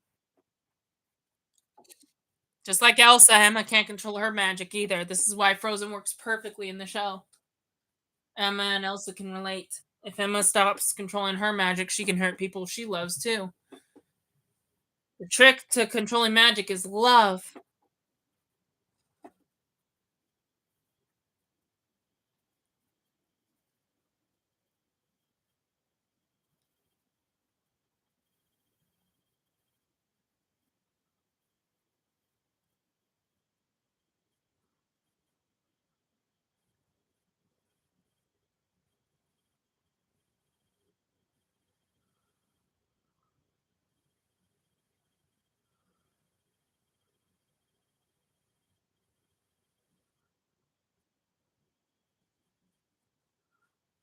Was it born or cursed with magic? She was probably born with magic. I mean, she was the savior since birth, so she was. Yeah, I don't think it's a curse. I think she was born.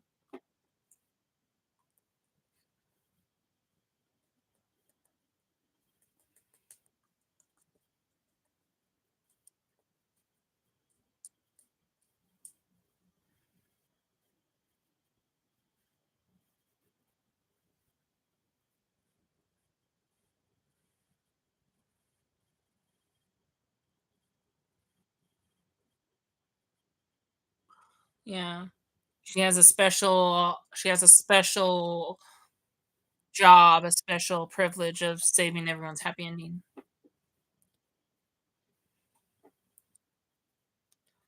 Must be so lonely. Yep, as I must say.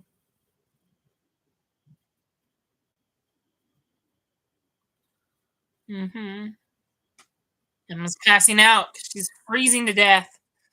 She can't she can't stay alive longer with Elsa's ice powers. The cold never bothers her, but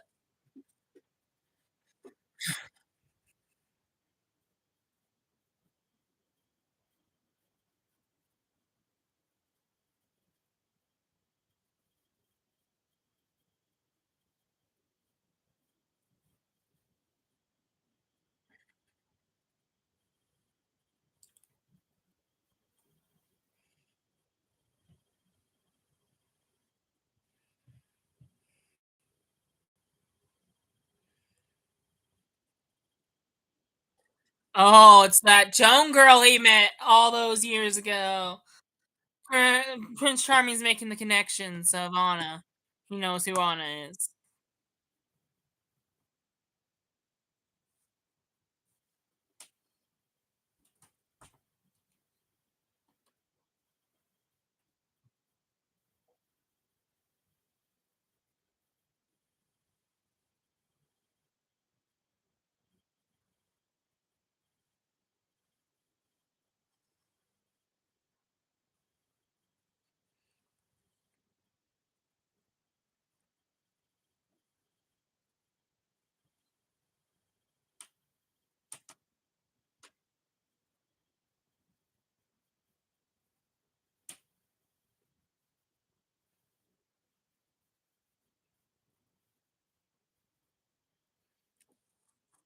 Don't fall asleep, don't die, don't fall asleep. If you're in the cold too much, you can get frostbite or what is it called? The cold, the phobia.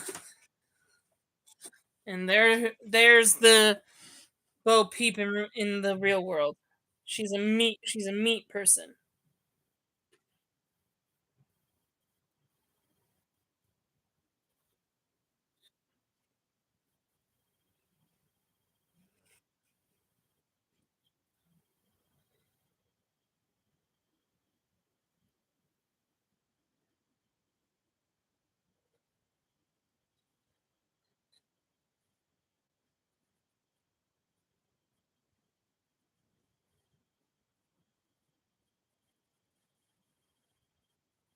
Bo Peep is a villain.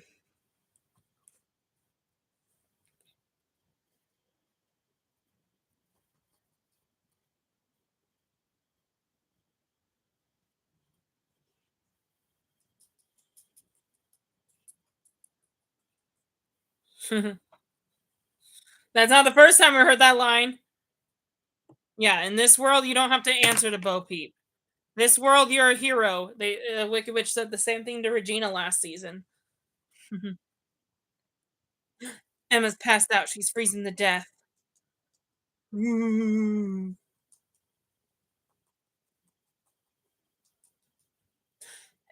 the flashback, there's Bo Peep wearing on his necklace.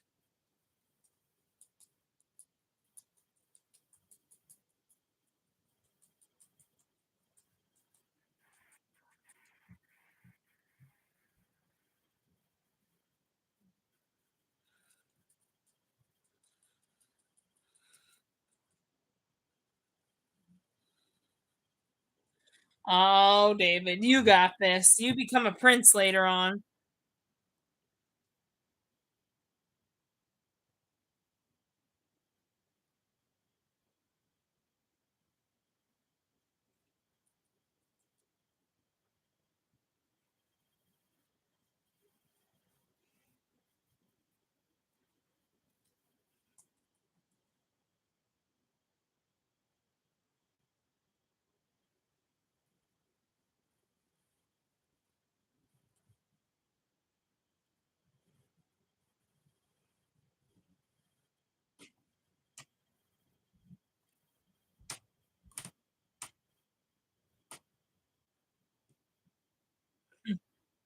Charming won, defeated Bo Peep.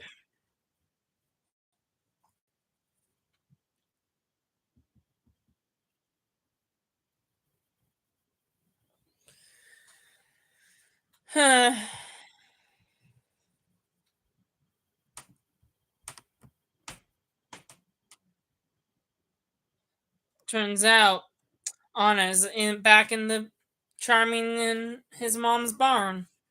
She almost was never captured to begin with.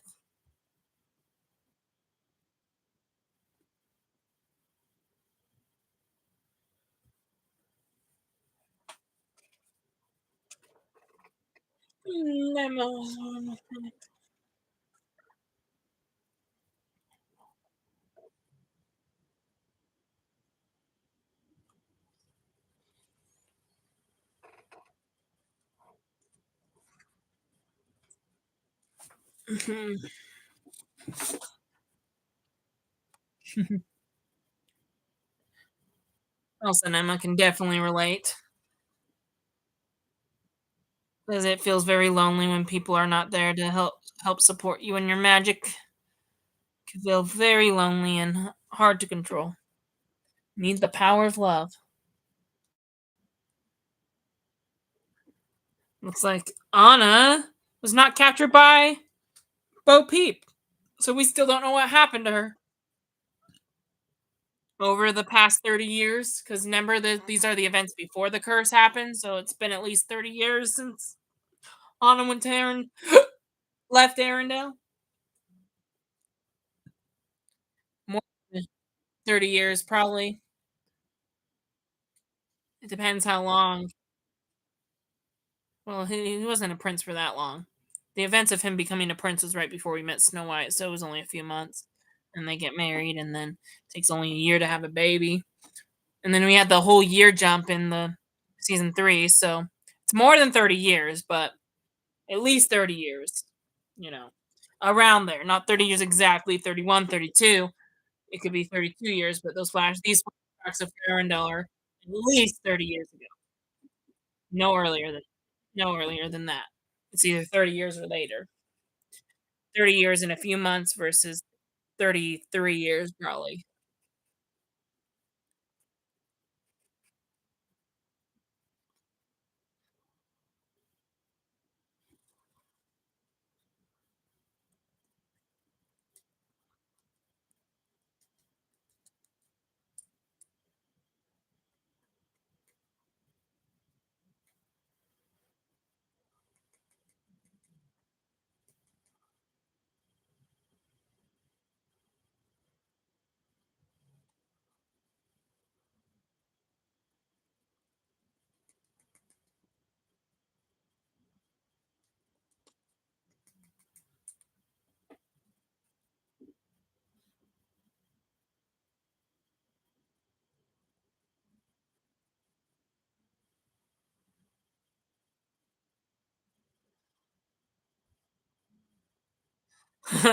Encouragement.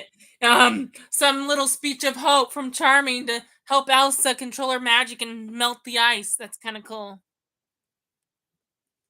She's gonna try. She doesn't need Anna's love to use her magic. She can do it even without Anna at her side. Elsa can control and use her magic.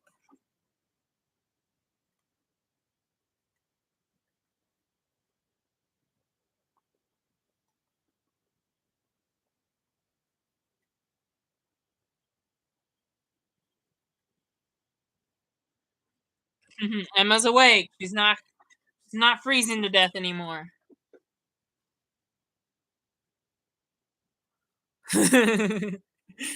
You know, now Charming learned from Anna how to fight her his own battles, and Charming's passing the lesson on to Elsa, like a brother, in a way.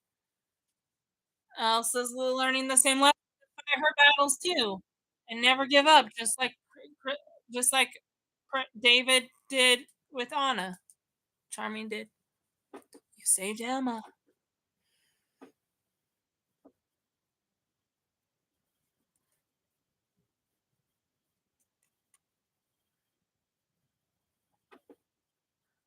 Except he knew her as Joan back then. Elsa's proud that David's not, and all of Emma's family is here to help Elsa find Anna. We're gonna find her. She's here somewhere, everybody. We'll find out what happened to her in flashback as well. Yeah, yeah, I know what you were thinking. You thought we were gonna find out in this episode what happened to Anna, but we have a whole half a season on this. What happened to Anna is not gonna be solved in one episode. All we know is that she crossed paths with Bo Peep and survived. We're gonna see what happens to her next in the future episodes. But moving on, Snow White's gonna find the source of power.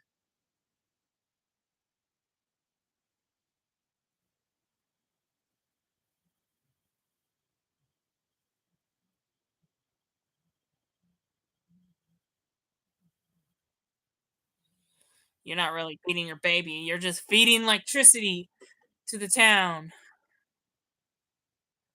Snow White figured out how to turn the power back on. Yippee!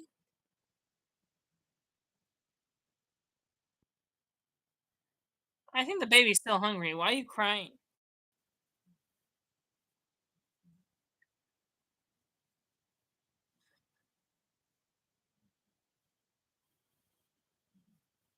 Let's put her by the fire where she can get warm.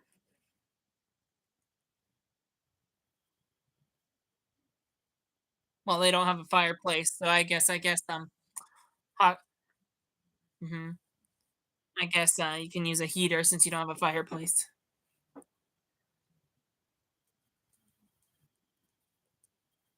You don't want zero moms. After losing Regina, you don't want to lose Emma too.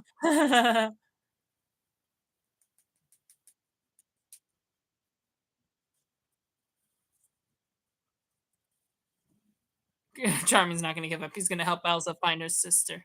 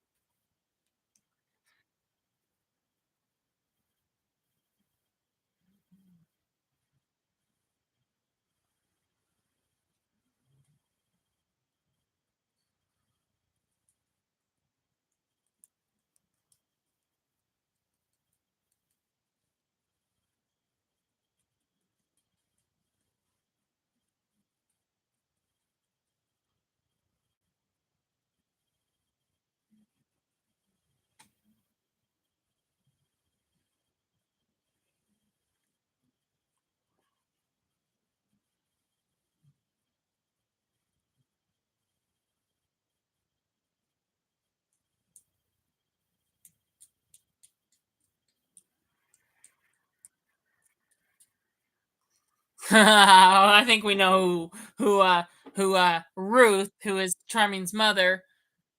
Oh, I think we know who she's talking about. Who Anna could go see. Never cross paths with this man. He doesn't need a reminder of his father's weakness or his unwillingness to give up addiction. So he's giving his horse to Anna because he doesn't want a reminder of his father's drunkenness. Moving on, he's going to try to be a better man than his father ever was. Good job, Charming. Soon you'll be a prince, then you'll fall in love with Snow White and live happily ever after until the Queen's curse. He used to have long hair. Did you ever think that Charming used to have long hair, guys? That's never been shown on the show before. He's still a shepherd, but we'll see. We know he becomes a prince.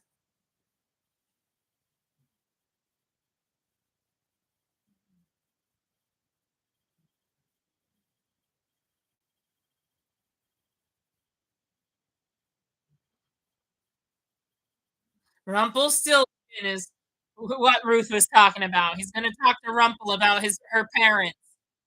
But never cross paths with Rumpelstiltskin. All magic comes with a price. If Anna doesn't pay the price for for knowing her parents, something bad could happen to her.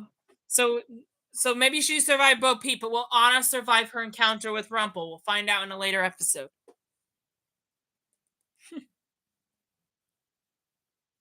They're using Bo Peep's crook to find out where Anna is, just like they did in the past.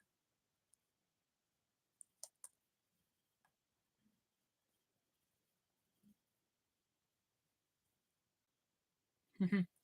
Well, the Bo Peeps crook wasn't able to show them where Elsa's sister is, but gave us a heartbeat, which means we know Anna's alive. So good news, guys. No matter what happened to Anna, she's alive. So no matter what flashbacks do, I told you she didn't die.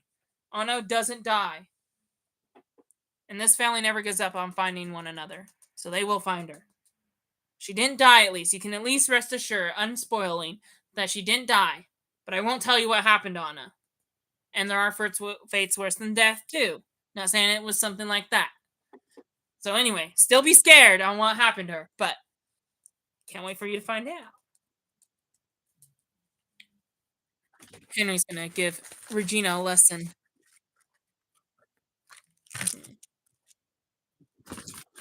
Henry's not giving up on Regina.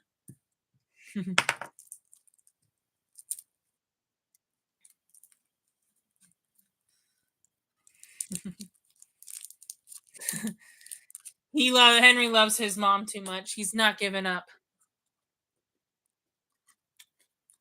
He wants to. He wants her to let him back in. Good job, Regina. Thanks for letting your son back in. You're making one step in the right direction.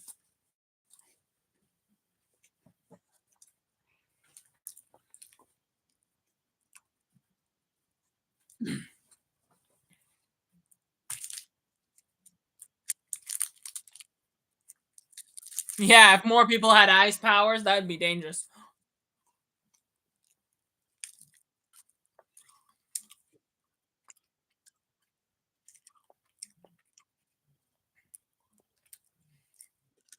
Yeah, there's no need for an ice wall. Everyone agreed to help Elsa find her sister. Won't come down. It's not coming down. Yeah.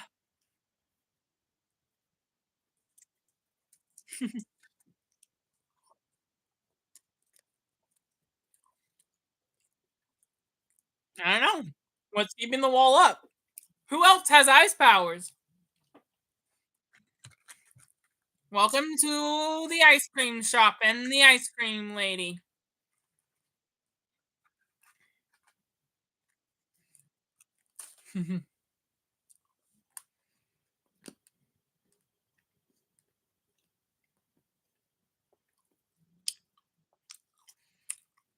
I bet during the blackout, she didn't lose anything. She didn't lose her ice cream because she used it because she wait for it.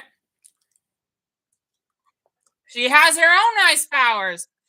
The ice cream lady has ice cream power. I mean, ice powers like Elsa. She used her ice powers to keep the ice cream from melting during the blackout. So, mm, mm-hmm. Well, well, that's the end of that episode. So just to quickly recap and start the next one. Um, Anna came and crossed paths with Charming, and she taught him how to fight. And then at the end, she's on her way to Rumpelstiltskin. So we'll see how that goes. In present day, Elsa's still in hiding. She ends up going to the ice wall that we thought she created until the end of the episode. And then um she was hiding in the ice wall until Emma came around and found her there. There was electricity went out in Storybrooke because of the ice wall. So they were trying to figure out what caused it to go out. And then so yeah. So anyway, Emma found Elsa, accidentally trapped her inside the ice wall because Elsa was scared. But then after failing to find Anna, thinking she got captured by Bo Peep, she actually didn't. Charming, just like how Anna taught Charming how to fight, Charming taught Elsa how to fight, not necessarily with a sword, but with her ice powers. So Elsa was able to bring knock the wall down. She was able to poke a hole through the wall and get Emma out of there because she was freezing to death. They were able to warm Emma up, Regina's going through a heartbreak. Luckily, she was able to open up to Henry about it. By the end of the episode, everyone is promising to find out Elsa's sister, and so the quest begins to find out Emma's sister. No, Elsa's sister. I can't talk. Anyway, Elsa's sister. We'll find her. Anyway, so Elsa may have not been able to take the wall down, but she was able to break through the wall to get Emma out of there. And yeah, she's not evil, everyone. Just a misunderstood hero. Now they know that she's a good person. They're gonna help her find Anna. So you don't have to worry. She's not a monster in Once Upon a Time. Just like the Frozen movie. She's not a monster in Once Upon a Time. She actually knows how to control her magic because of Charming. So now we're gonna focus on finding Anna. And then just in conclusion, turns out Elsa's not the only one with ice magic. The ice cream lady who works at the ice cream shop has magic, and she's the one who put up the ice wall, and that's why Elsa couldn't bring it down because it's not her magic. So anyway, we're gonna see how that goes. This ice cream lady is our new villain, by the way. She's our new villain of this season. So even though Elsa is not evil, like in the movie, we still have an evil Snow Queen on the alert. And as much as you would like to see Hans as the antagonist, that was Frozen. Once Upon a Time is upping the scales. If you want to have a good Frozen villain, you need to have someone else with ice powers. A villain with ice powers versus a hero with ice powers. Who will win? Snow Queen versus Elsa. I bet you never thought they were two different people. Just like the Queen of Hearts and the Red Queen. Once Upon a Time separates them. Frozen is based off of the Snow Queen novel. You know? Except they make in the novel, Snow Queen was the villain, the antagonist. But in Frozen, they make her the protagonist, you know? Once Upon a Time has an Ice Queen for their protagonist and their antagonist. Elsa's the protagonist, of course, just like the movie. But our villains isn't Hans. We will see him in flashbacks, though. But our villain isn't Hans. It's that new dairy ice cream lady. And I'm not going to reveal her name because that would be spoiling. But she's the evil one. So, anyway. No Q&A tonight. We're watching 4 episodes, so I'm going to start the next episode now so that we could be done by 10. Actually, I should have started it right away because that was the only way we were going to be done at 10. But now that I talked for 5 minutes, it's going to be more like 10:05, so I'm sorry. But let's start it now so we can be done as quick as possible. Okay, let me tell you the timestamp though, so everyone's in sync because we're gonna watch the recap. Okay, your episode probably just played. Rewind it. Your timestamp for Disney Plus is 43 minutes and 49 seconds. I repeat, we do watch recaps on each and every episode. So if you want to stay in sync with me, make sure you have your timestamp all the way at 0, and there should be a remainder of 43 minutes and 49 seconds for Disney Plus viewers. DVD and Hulu players, that's viewers, that's something else. Your timestamp might be say something else because Disney Plus has their own credits at the end. But just make sure you have it at 0 so that you're in sync with my commentary. And when I say now, we'll all push play at the same time. Ready? 3, 2, 1, now.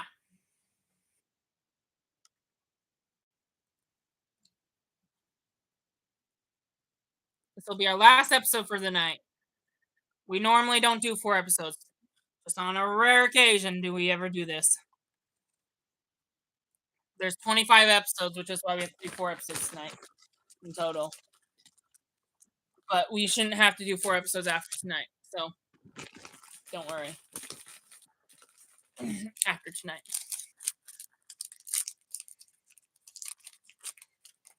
It looks like Robin Hood and Marion are off to go on a walk.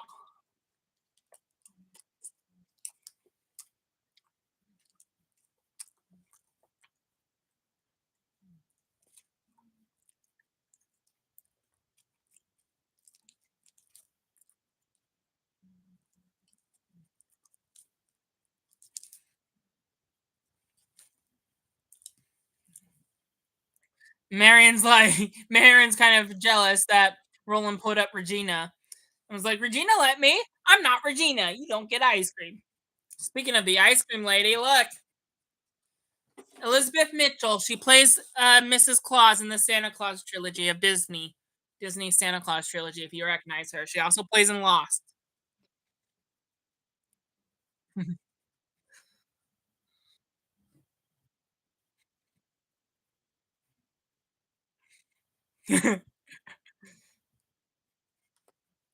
Hmm.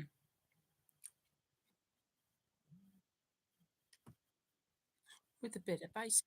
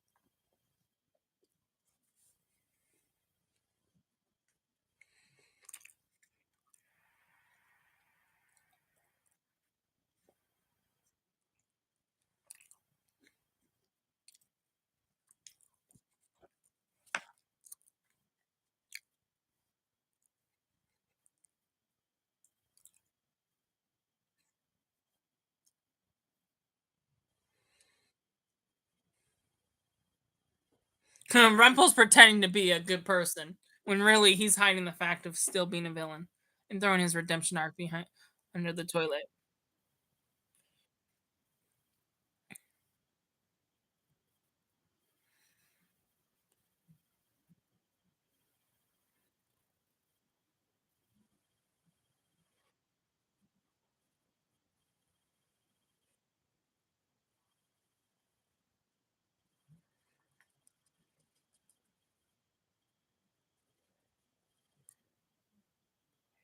Mhm.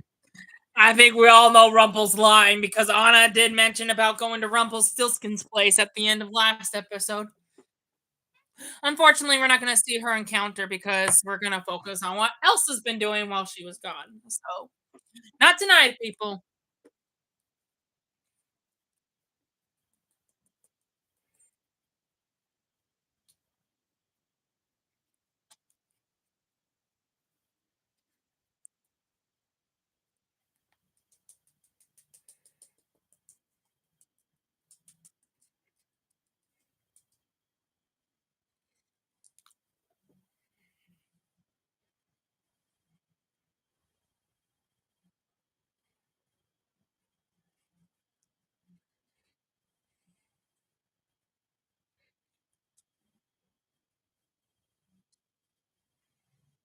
Elsa and Kristoff are really getting along as like sibling in laws.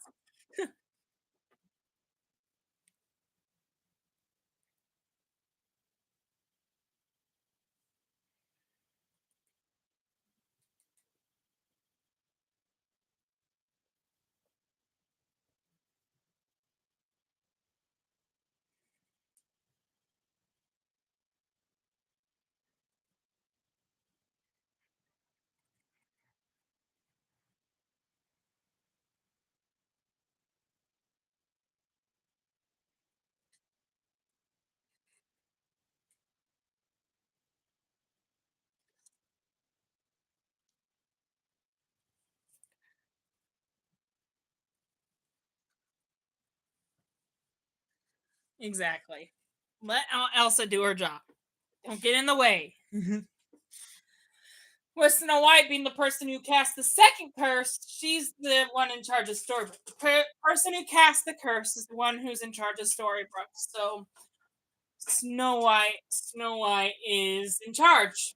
Snow White was the one who cast the second curse, so she's the mayor of the town.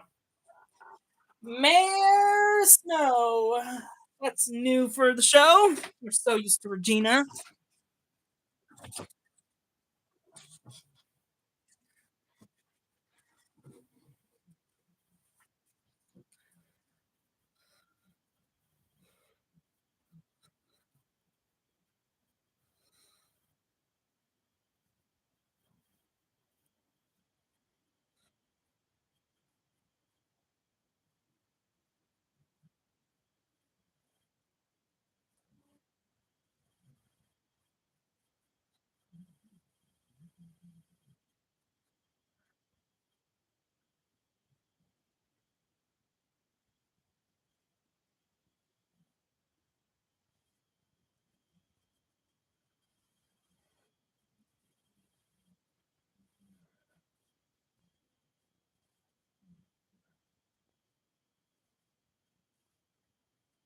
Yeah.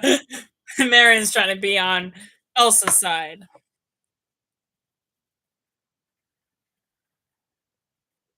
Oh, Marion, something's happening to Marion. That ice cream lady gave her ice cream that had an ice curse in it that could freeze her. Unlike Elsa, who did all her evil deeds on accident, freezing Anna and her heart and her, and stuff. In the movie, Krista, ice cream lady's doing it on purpose.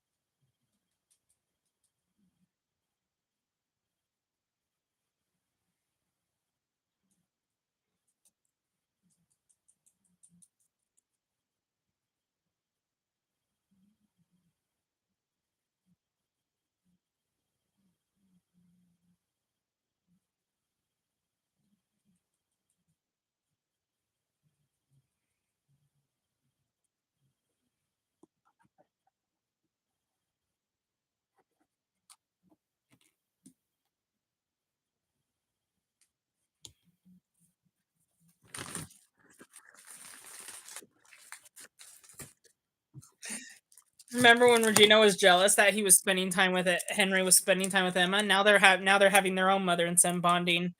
You know, on a on Operation Mongoose, Operation Cobra, having their own little mission. Henry and Regina.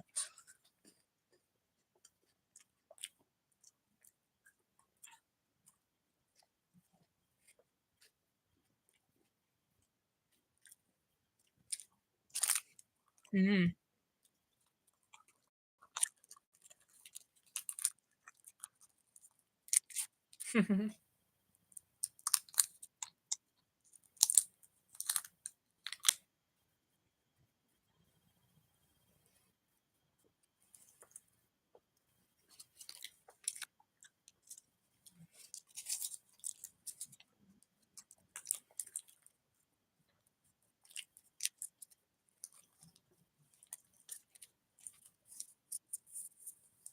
Regina doesn't like the bird painting.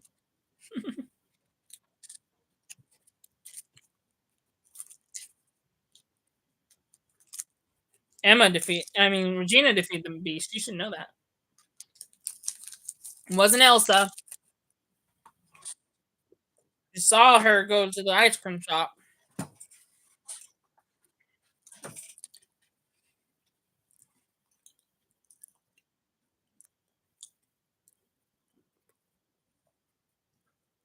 Regina doesn't want to watch because it's hard to see your true love married to someone else.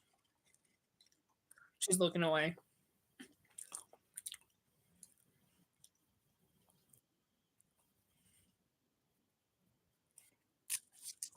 Emma wasn't. Long story. Emma wasn't here when Charming turned saved Frederick. No, if you don't remember who Frederick was, in a flashback of season one, Abigail, who was in once the husband wife of Charming in the Curse in season one, she was in love with someone else in Fairyland, and Frederick was turned into gold, and Charming helped save Frederick's life with a magical water cure that can heal any wound. And with the magical water from the lake, Charming was able to free Frederick and have Abigail and Frederick live happily ever after until the curse. So, in case you don't remember, do what Emma's telling you to do, especially if you want to stay in a good relationship.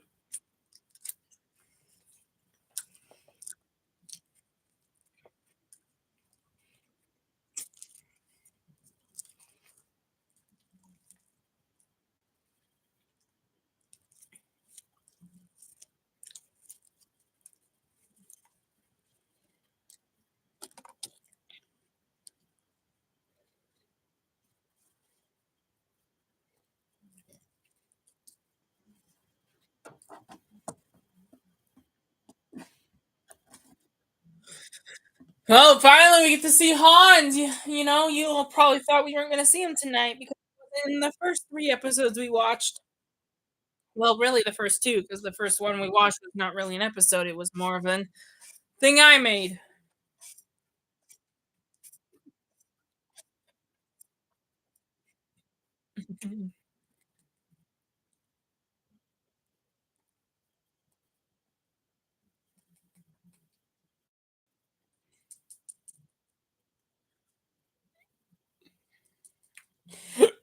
The urn Elsa was trapped in. Hmm.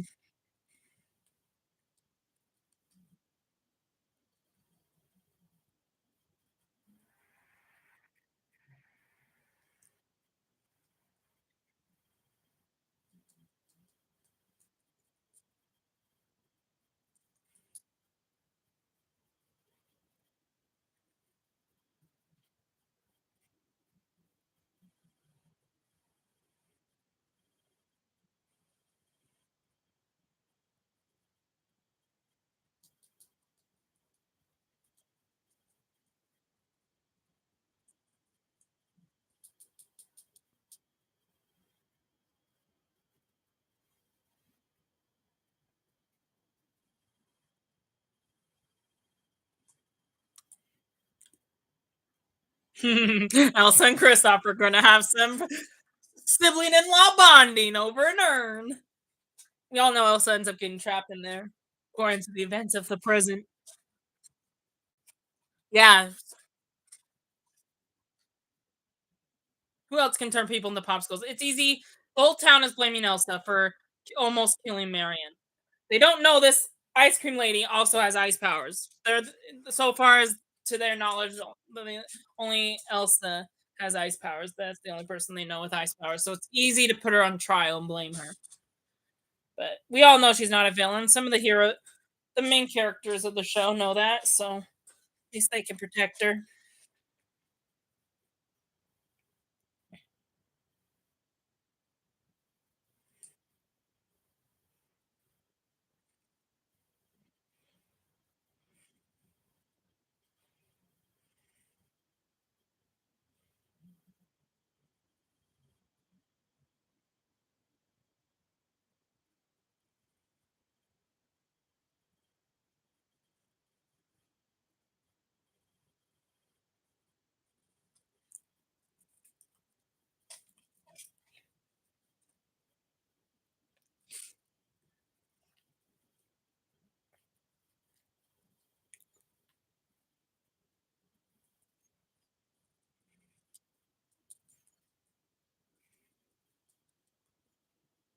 Now that I think about it, including the special we just watched, this Frozen arc is 12 episodes long, but that does not include the special we watched at the beginning of the night. And so technically, counting the behind the scenes episode we had today, this Frozen arc is almost as long as the Wonderland arc, 13 episodes in total, which is why remember in the Wonderland show when there was 13 episodes, we did 3 episodes until the last week. We had to do 4 because there's 13 episodes of the Frozen arc, and we're instead of at the end, we're doing 4 episodes now and doing 3 episodes the following 3 weeks. So anyway, in a way, this is kinda like Once Upon a Time in Wonderland. It's 13 Frozen episodes, so we have to do 4 episodes at least once.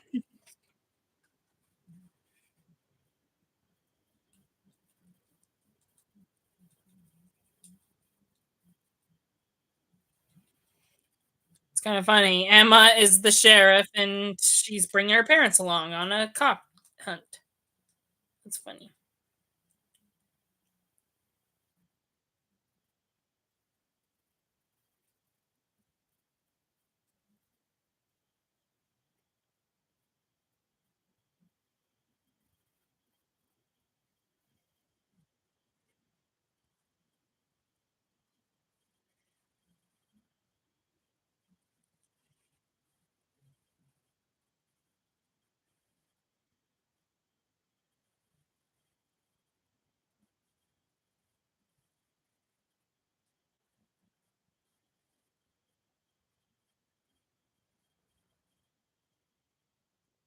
Emma.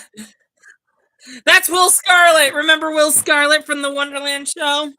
He gets a cameo this season. Ugh.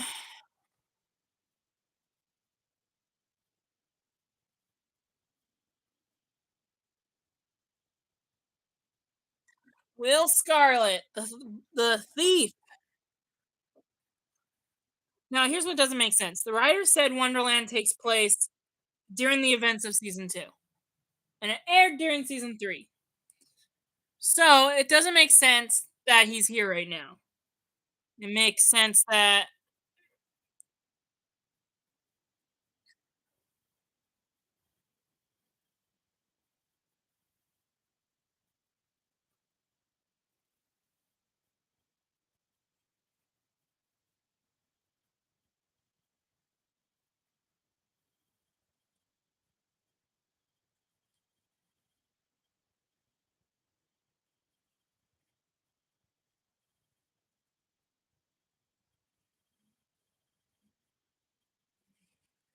yeah, exactly. Will Scarlet is trying to explain that there's a blackout and all the ice cream is frozen solid.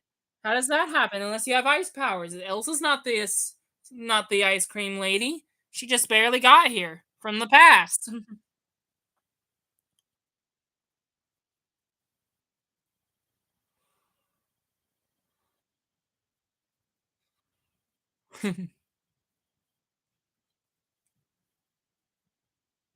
Oh wow. Hopefully it's not too evil. Regina with Marion.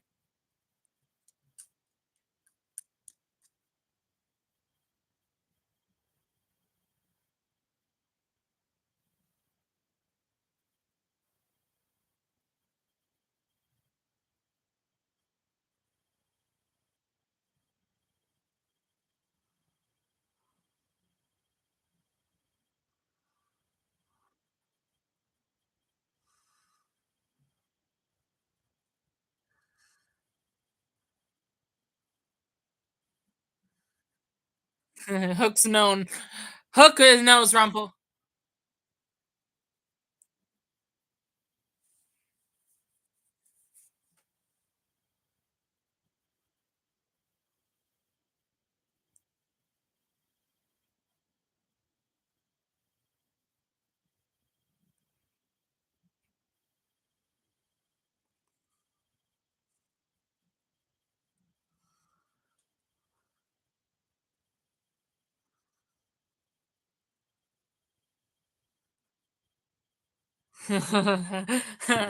Rumple.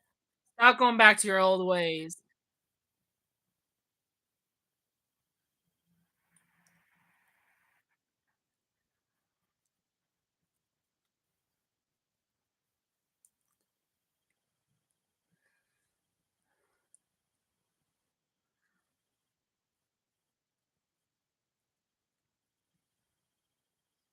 That's what we learned in the deleted scene from the Once Upon a Time special. You know, magic can never be destroyed completely. It lives on in other forms. So,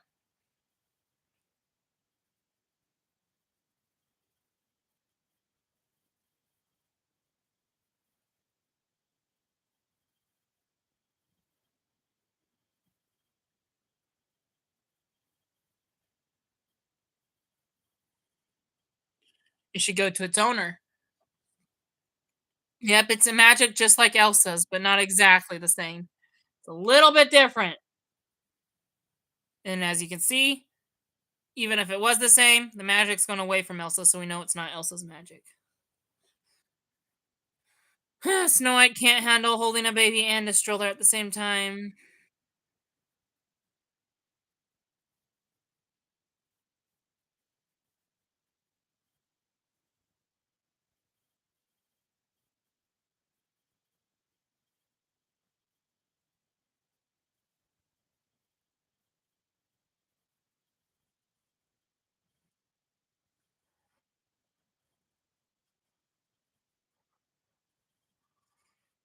Emma Snow White missed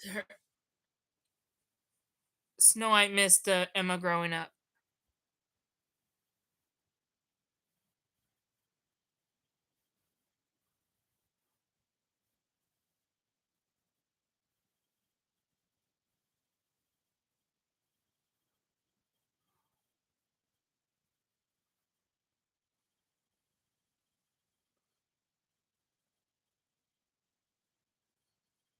Snow White doesn't want to let go of the baby because she missed Emma growing up. She doesn't want to risk missing this second child grow up. So she's watching every single second. Because you could get a babysitter and miss the baby for at least a little bit. Does anyone know anybody in their life that's over obsessed with their babies and not wanting to let go? That's funny. Will Scarlet is going to help.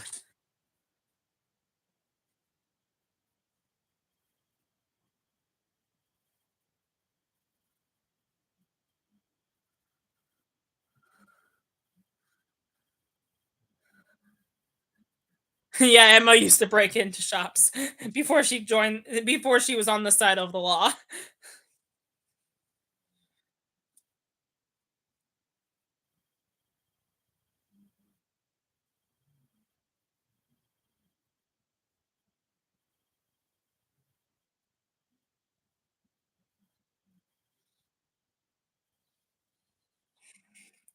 Exactly. This ice cream lady has her own ice powers to keep everything frozen.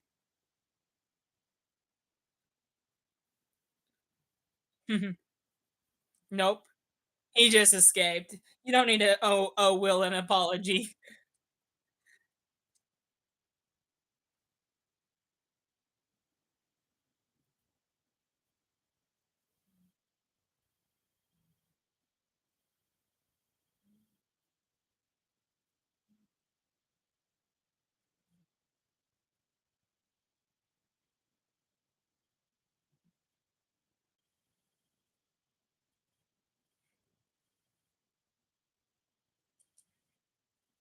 Emma's upset about Regina because she feels bad for Regina and what's been happening with her and Robin Hood. Well, Scarlet's on the run. It doesn't make sense because they said that it takes place after the Wonderland series. So it makes you wonder, where's Anastasia? Why isn't he with Anastasia right now? Why is he with in Storybrooke still all alone? The only logical explanation is that this was before the Wonderland series, but they said it takes place during season two, so that doesn't make sense.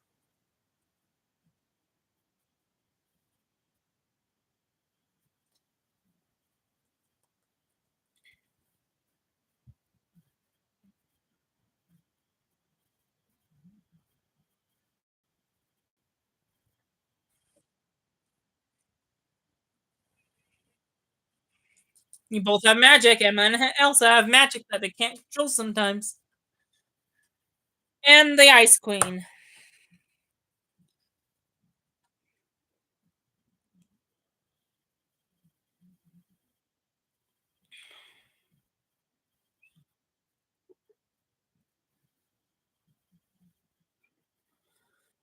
Rumple, rumple.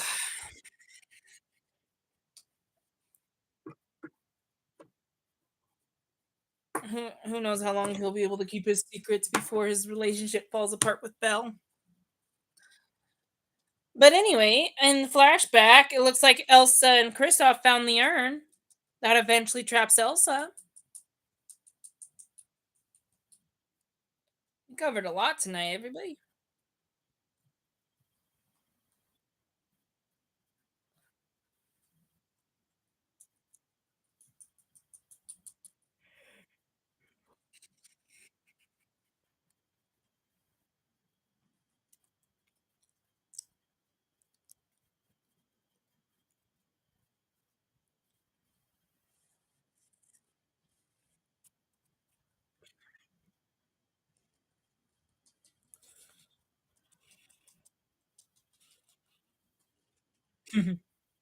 Hans, Hans, Hans, Hans. Finally, it's great to see Hans. He's not taking over Arendelle this time. He failed in the movie. He can fail in the show. In Frozen 3, they should bring Hans back. As he comes back and takes revenge.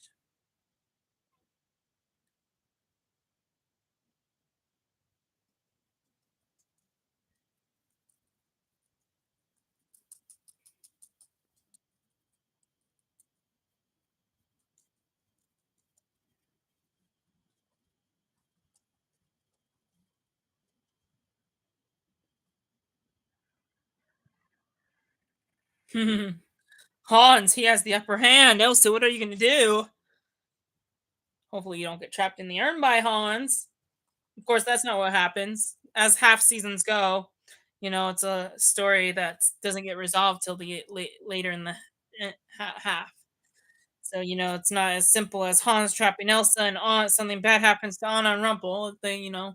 Sometimes when it before we did half seasons, things were like that. But now we're in the area of Once Upon a Time where plots drag on and it's not as simple as this is what happened to her or this is what how Elsa got in the urn. It's a little more complicated than that.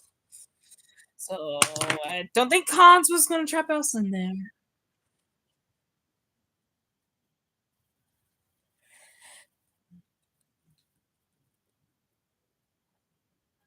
Looks can be deceiving.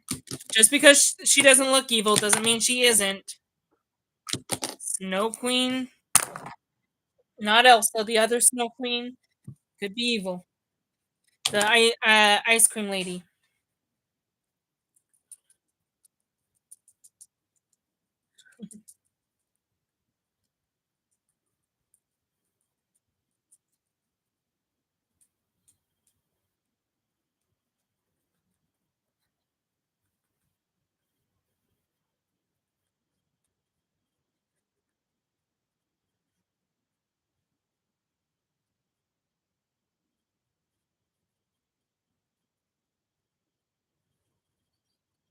Mhm. Elsa's willing to give up her life to save Kristoff and then have Kristoff find Anna and save Arendelle. Interesting plan, but let me tell you guys right now, we're still early in the season, and you know it's a lot more complicated than that.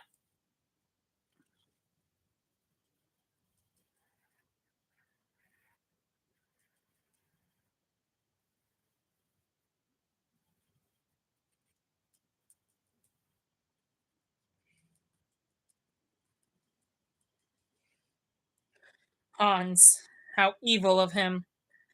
Unfortunately, I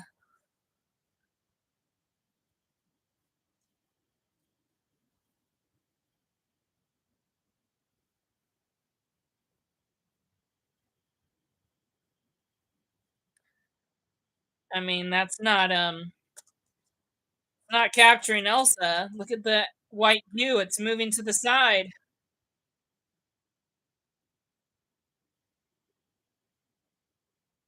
Even Hans is like, "What's going on?"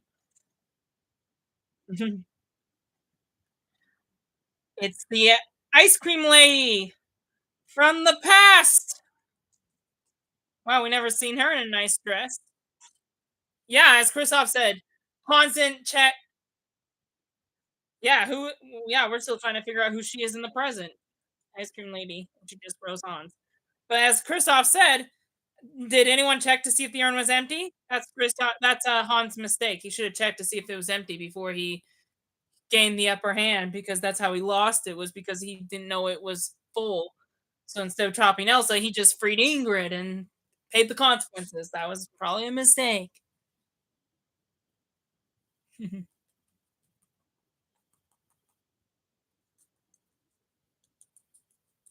Yep.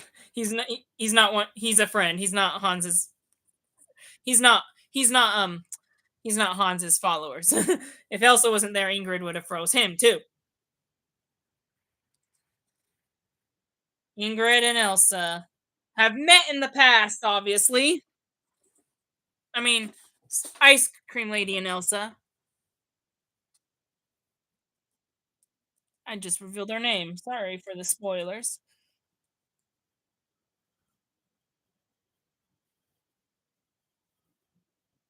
Elsa doesn't remember because she lost her memories. Just like any other curse we've seen before. Except there's no curse. Only Elsa doesn't have her memories.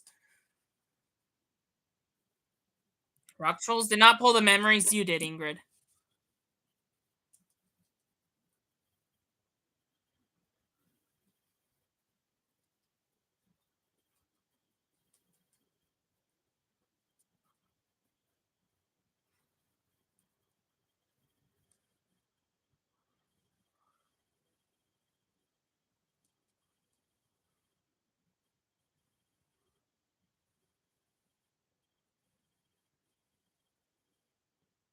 I think the Snow Queen's lying. Anna did not put Elsa in the urn.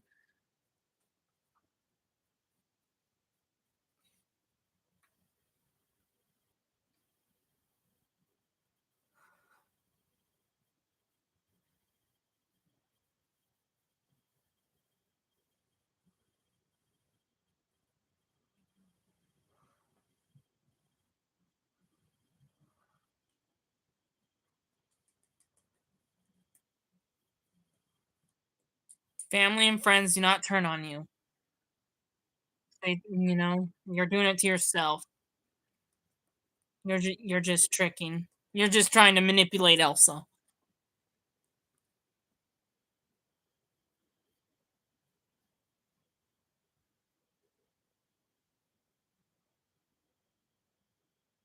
Luckily, as much as Ingrid was gonna get as much as Ingrid was gonna frame Elsa for Hook's death, Emma came just in time to stop that from happening. Hook's not dying.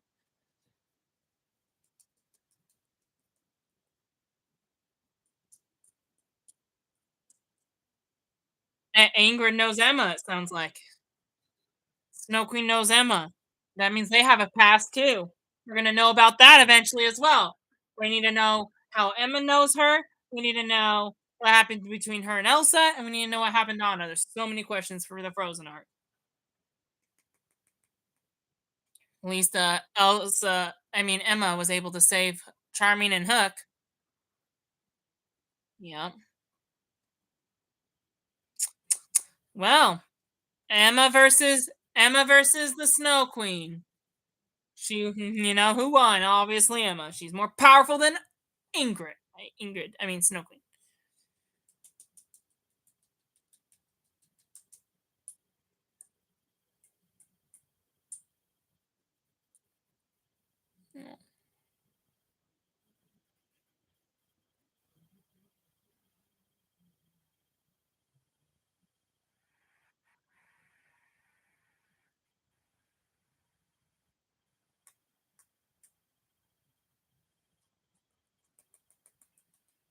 Plot twist. That's not a lie. Everything that Ingrid could be lying about, it's not.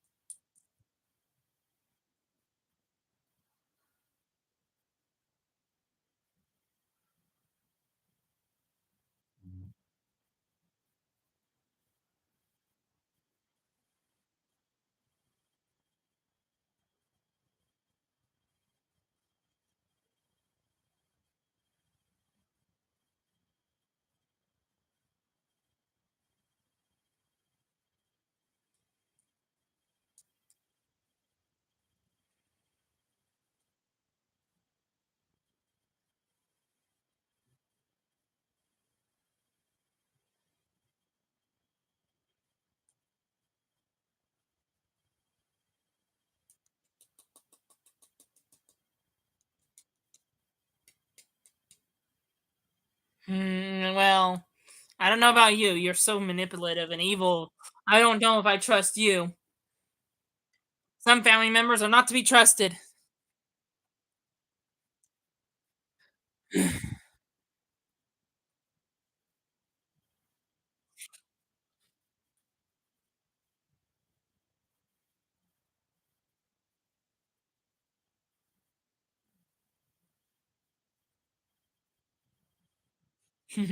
Yep, Emma always wins. Good always triumphs over evil.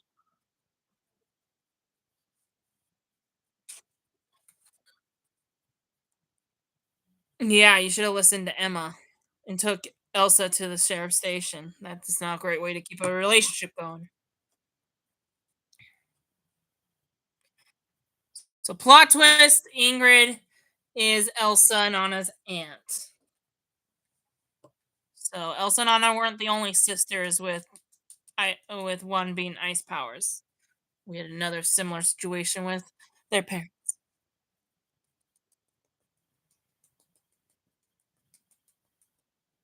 Snow Queen, yeah, she was already here. Yeah. So Emma's basically saying it's. I don't think it's just a curse that brought her to Storybrooke because she was already here before the curse was cast.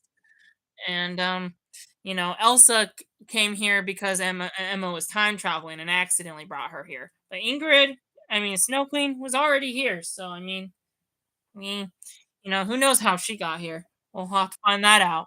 How did Ingrid get here? How did it? How did it? What happened in Arendelle with Ingrid and Elsa and Anna? What happened to Anna?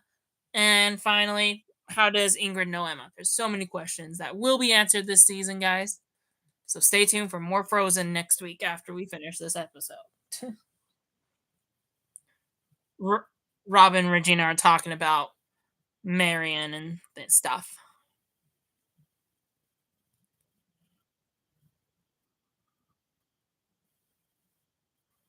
Oh, the vault was messy. Regina should have cleaned it out. Remember how Regina was going to do something drastic?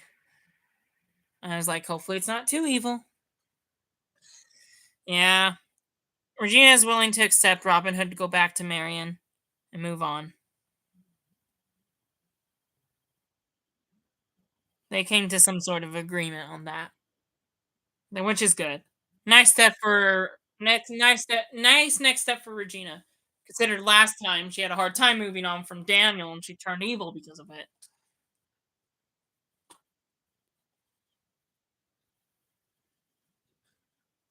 Hmm.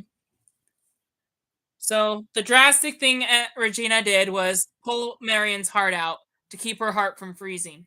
And as long as her heart's not frozen, there's still a chance to save her and keep her alive. So,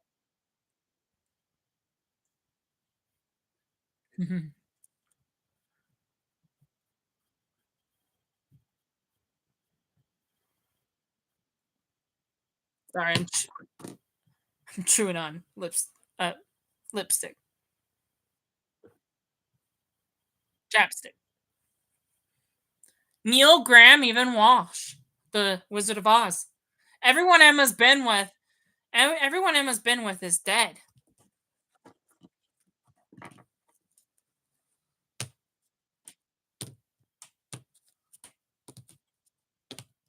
I don't think Cook knows about Graham because he wasn't even in the show when Graham was around, and he barely knows Walsh because Walsh kind of left right before he showed up in season 3, and then he only knows Neil. So he's like, "You loved a bunch of people before me. How interesting." For Hook.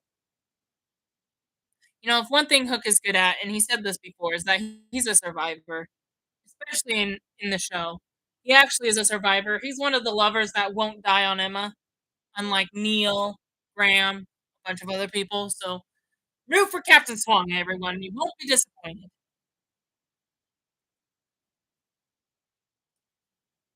Or maybe you will. You don't know. People die and come in the show a lot. You never know who will. It won't. Can't spoil who. So you can only hope Hook survives, right? Gina and Rumpel and Ingrid are having a conversation.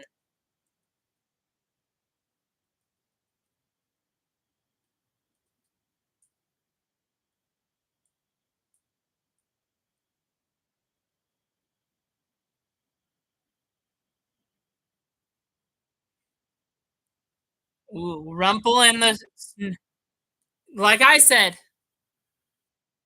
yes, you should find some shelter. It's getting quite frosty. You should get a coat. It's getting quite frosty this season, people. I hope you haven't been freezing to death. I hope you wore a coat tonight as we watch the show. As a figurative speech. It's like Rumpel and the Snow Queen were having a conversation, and the Snow Queen was not ready to make a deal. If she's ever, whenever she's ready to make a deal, she'll come to Rumpel. So it's a possible chance that she could make a deal with Rumpelstiltskin and they could be working together. So that's not good. Rumpel being on the bad guy team, not good. He's been a hero for all of Neverland and Ozark.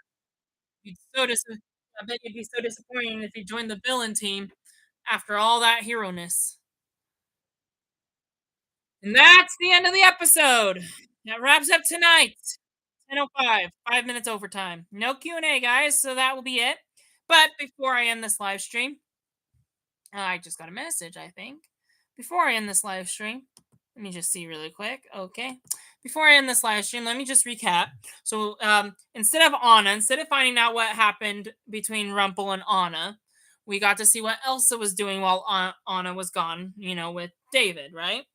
And and if some of it could have happened while she was with Rumpel as well, but instead of focusing on Anna and what's happened to her, sorry, we'll get to know more on her next week, but for now that will be it.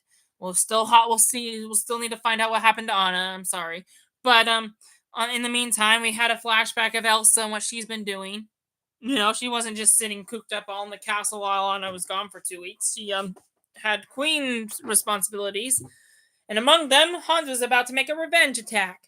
And so instead to avoid war, and instead of letting him succeed in invading Arendelle, they went to a north cave and retrieved an urn Hans was after. The one that trapped Elsa that we saw at the beginning of the season that Elsa came out of. Obviously Elsa and Kristoff were able to get there first and take the urn, but before Elsa can destroy it, Hans showed up and threatened to kill Kristoff, but luckily, when Elsa gave the urn to Hans and thought all hope was lost, instead of trapping Elsa into the urn, Hans just opened the lid and Ingrid came out. Ingrid was in there, so he failed to check to see if it was empty, and because of that, Ingrid froze Hans. And, we got to find out that Ingrid is Elsa's aunt. Now, they did not reveal her name in the episode, so I'm sorry for that spoiler. I'm not used to calling her the Snow Queen. Having seen the show, I call her by her actual character name.